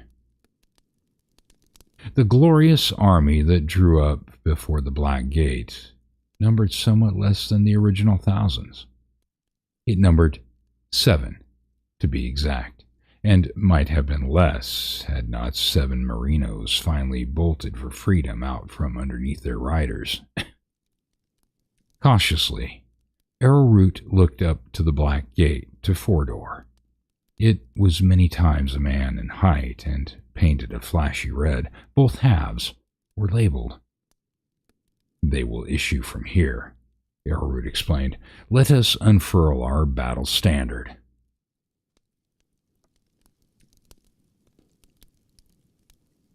Oh, your earbuds died. Oh, okay. All right. All right. Well, you missed some painful stuff.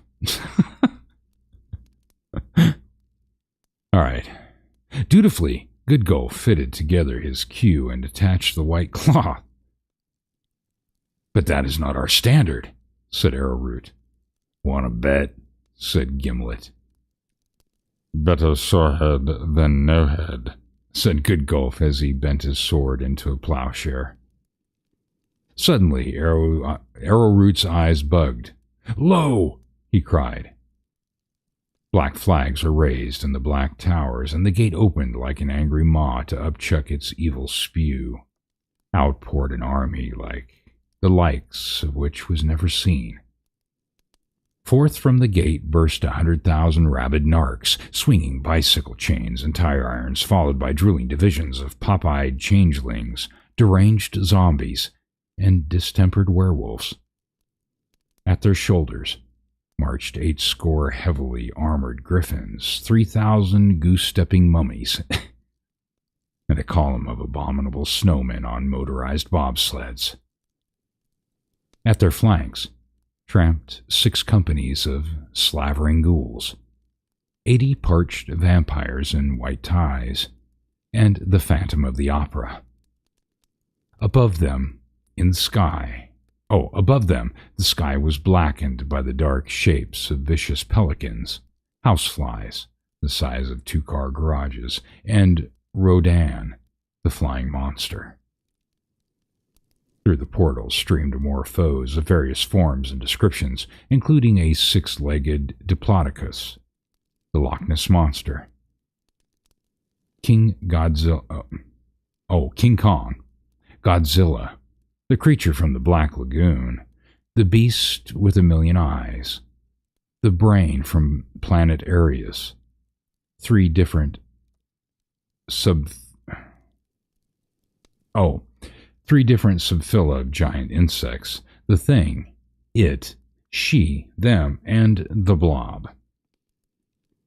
This has got so ridiculous.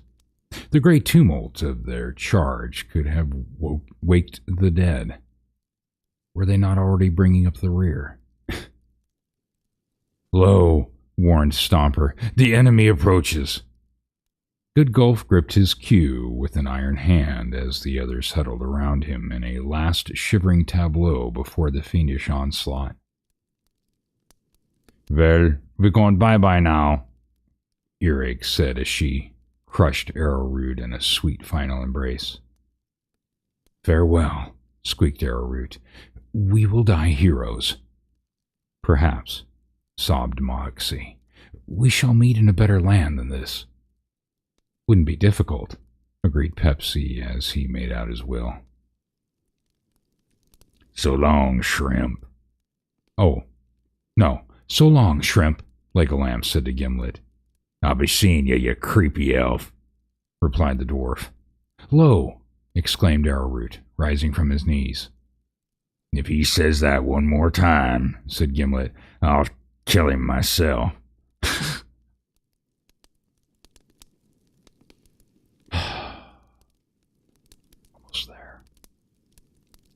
But all eyes followed the Ranger King's shaking pinky. The eye was filling up with bright puce smog, and there came in a great wind of a blatting noise similar to that made by certain rings when they give up the ghost. The black ranks wavered in their march, stopped, and began to fidget. Suddenly, cries of anguish were heard from above, and black pelicans fell from the sky, their black riders desperately fell from the sky, their black riders desperately struggling with ripcords. The Narc hordes shrieked, threw down their tire irons, and hobfooted it toward the open gate. But as the Narcs and their scaly allies turned back to safety, they were changed as if by magic, into pillars of garlic. The terrible army had vanished, and all that remained were a few white mice and a soggy pumpkin. Sorehead's army is no more, cried Arrowroot, catching the drift. Then a dark shadow raced along the plain. Looking up, they saw a large pink eagle circle the battleground, correct for windage, and skid to a credible three-point landing in front of them, bearing the two haggard yet familiar passengers. Frito! Spam! Cried the seven. Good Gulf! Arrowroot! Moxie! Pepsi! Legolam! Gimlet! Earache! Cried the bogies. Wait a minute. Did they know her before? Whatever. I'm not going to think too hard on this story. Oh, stow it! Growled Guano, the Wind Lord. I'm already behind schedule. Gleefully, the rest of the company and Earache clambered aboard the Eagle's broad back, eager for the sight of minestrone. The great bird taxied along the plain and, shaking some ice from his tail feathers, bounded gracelessly into the air. Fasten your seatbelts, cautioned Guano, looking over his wings at Arrowroot, and use those paper bags. That's what they're there for, Mac. The reunited wayfarers soared high into the sky and caught a convenient westbound jet stream that brought them over the fair city of Minestrone in a few short words. Nice tailwind today, grunted Guano. The overloaded eagle dipped its wings and crash-landed before the very gates of the seven-ringed city. Wearily, yet happily, the company deburted and accepted the cheering adulation of the huge throngs, who tearfully pelted them with cigar bands and Rice Krispies. Arrowroot gave no thought to their praise. However, he was still using his bag.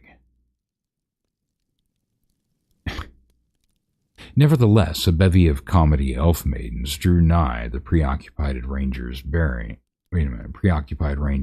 bearing a rich crown of all aluminum and set with many a sparkling aggie. It's the crown, cried Frito, the crown of Lafresier. Lafresier? Really? Then the elven honeys placed the royal pork pie over Stomper's eye and robbed him in the shimmering tinsel of Tudor's true king. Oh, robed. Oh, jeez. Robed him. No, okay. Arrowroot opened his mouth, but the crown slipped down around his neck and gagged his acceptance speech. The happy throngs took this as a good omen and went home. Arrowroot turned to Frito and beamed mutely. Frito bowed low at the silent thanks, but his brows were knitted with another matter. Who is this? Oh. You have destroyed the great ring, and the gratitude of all our Middle-earth is yours, spoke Goodgolf, clapping an approving hand on Frito's wallet. I now grant you one wish in payment for your heroism. All you have to do is ask. Frito stood on tiptoe and whispered in the kindly old wizard's ear. Down the street and to the left, nodded Goodgolf. You can't miss it. So it was that the great ring was unmade, and Sorehead's power destroyed forever. Arrowroot of Arrowshirt and Earache soon were wedded, and the old wizard prophesied that 8 monocled and helmeted offspring would soon be smashing the palace furniture.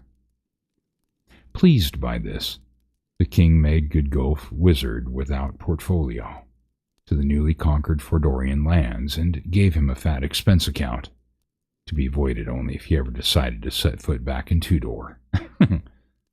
To Gimlet the dwarf, Arrowroot granted a scrap metal franchise on Sorehead's surplus war engines. To Legolam, he granted the right to rename Chicken Noodle Ringland and run the souvenir concessions at the Zazu pits. Lastly, to the 4 bogies, he gave the royal handshake and one-way tickets aboard Guano back to the sty. Of Sorehead, little was heard again, though if he returned, Arrowroot promised him full amnesty and an executive position in the Tudor Defense Labs. Of the Ballhog and Schlob, little was heard either, but local gossips reported that wedding bells were only centuries away. All right. We're almost there. Hang in. Wait a minute. What? No ski stack? What? Ski stacks.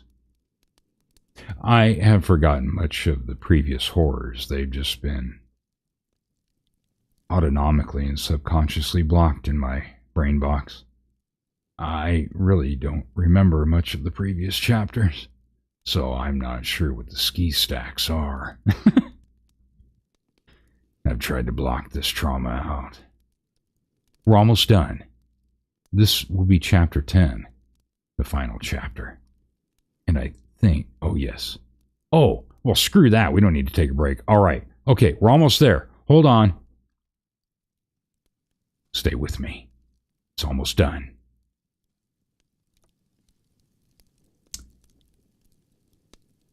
Chapter 10. It was but a short time after Stomper's coronation that Frito, still in his tattered elven cloak, wearily trod the familiar cattle run to Bug End. The flight had been swift and, save some air pockets and a mid-air collision with a gaggle of migrating flamingos,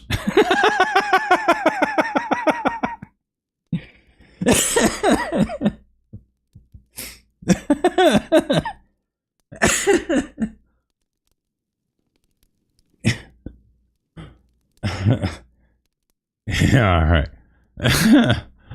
And there was pink everywhere. It's terrible. Feathers all over the place. I stuck in my ass for weeks. Save some air pockets in a mid-air collision with a gaggle of migrating flamingos, it was quite uneventful. Bogeytown was a filthy mess. Piles of unclaimed garbage littered the soupy streets, and bloated bogey brats somehow managed to track their goo up the tree trunks. No one had even bothered to clean up the litter from Dildo's party. Frito himself, oddly pleased that so little had changed during his absence. Wait a minute. Who's this? Oh, Fat Lip. Oh, okay. "I've been away," croaked a familiar voice. "Yes," said Frito, spitting at the old Fat Lip with the traditional bogey formality. "I'm home from the Great War. I have unmade the Ring of Power and vanquished Sorehead, evil ruler of far-off Fordor." "Do tell," snickered Fat Lip as he made a thorough search of a nostril. "He's doing some nose mining. Wondered where you'd got to in these queer duds." Frito passed on to his own hole and waded through a mound of papers and milk bottles on his door. To his door. Inside, he made a fruitless inspection of his icebox and returned to his den to make a small fire. Then he tossed his elven cloak into a corner and collapsed, with a sigh, into his easy chair. He had seen much, and now he was home. Just then, a soft knocking came at the door.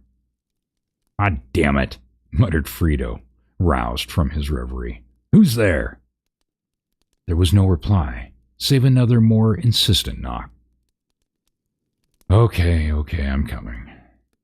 Frito went to the door and opened it. There, on the stoop, were 23 lyre-strumming nymphs in gauzy pantsuits. Excuse me, oh my goodness. Lyre-strumming nymphs in gauzy pantsuits, couched in a golden canoe borne on the cool mists of 100 fire extinguishers and crewed by a dozen tipsy leprechauns, uniformed in a shimmering midi blouse and fringed Terrigador pants.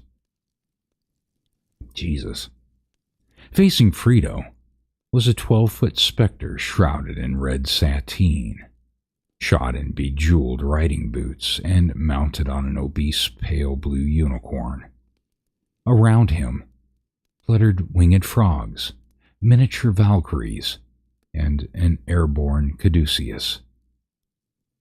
The tall figure offered Frito a 6-fingered hand. "Hello, my name is Inigo Montoya. You killed my father. Prepare to die." A 6-fingered hand, which held a curiously inscribed identification bracelet, simply crawling with mysterious portents. "I understand," said the stranger solemnly, "that you undertake quests." Frito banged the door shut in the specter's surprised face, bolted, barred, and locked it, and swallowed the key for good measure. Then he walked directly to his cozy fire and slumped in his chair. He began to muse upon the years of delicious boredom that lay ahead. Perhaps he would take up Scrabble. No. And that, ladies and gentlemen, is the end. We have finally survived the sty and the nose drools and all the other stupidity that went along with it, and the infamous no-see-em, no-nos.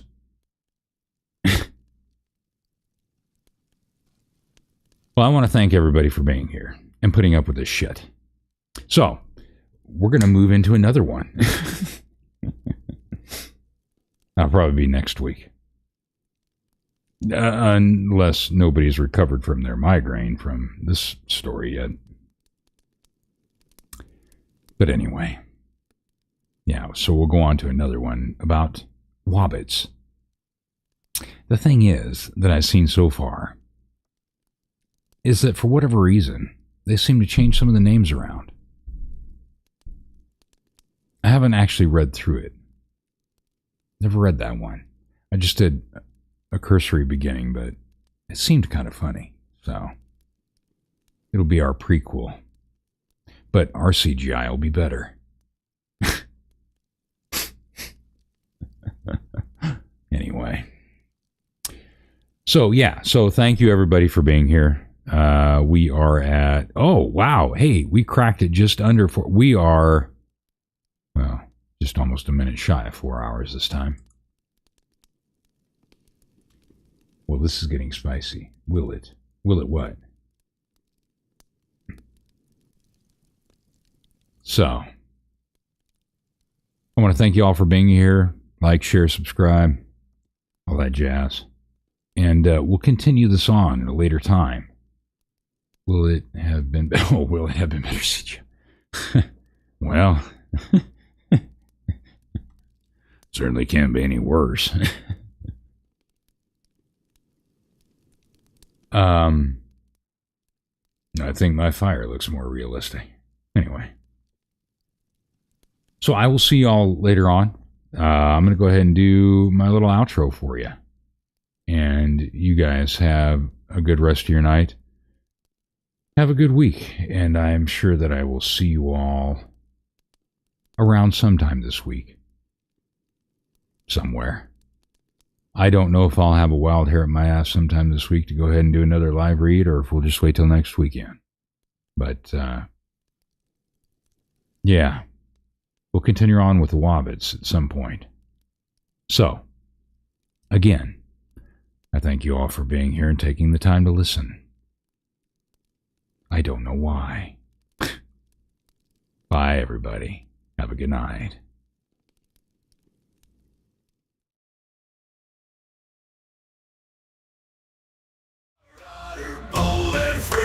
Chasing LO with a stun gun sea, laughing loud through the stormy sea. My Julie.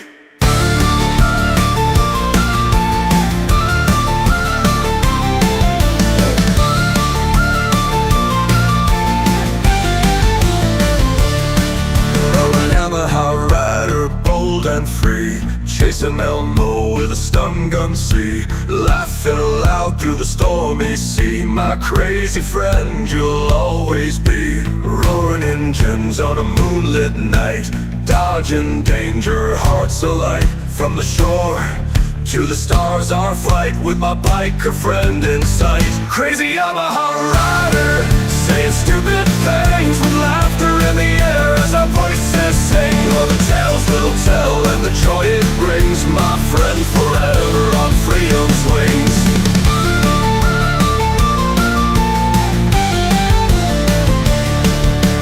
Through the waves and the wild we roam, this Yamaha biker finds a home, telling tales with a joyful moan, stupid shit and laugh alone. From sunrise bright to twilight's end, forever riding with my friend. Through the storms, our hearts they'll mend, together on this path we wend. Crazy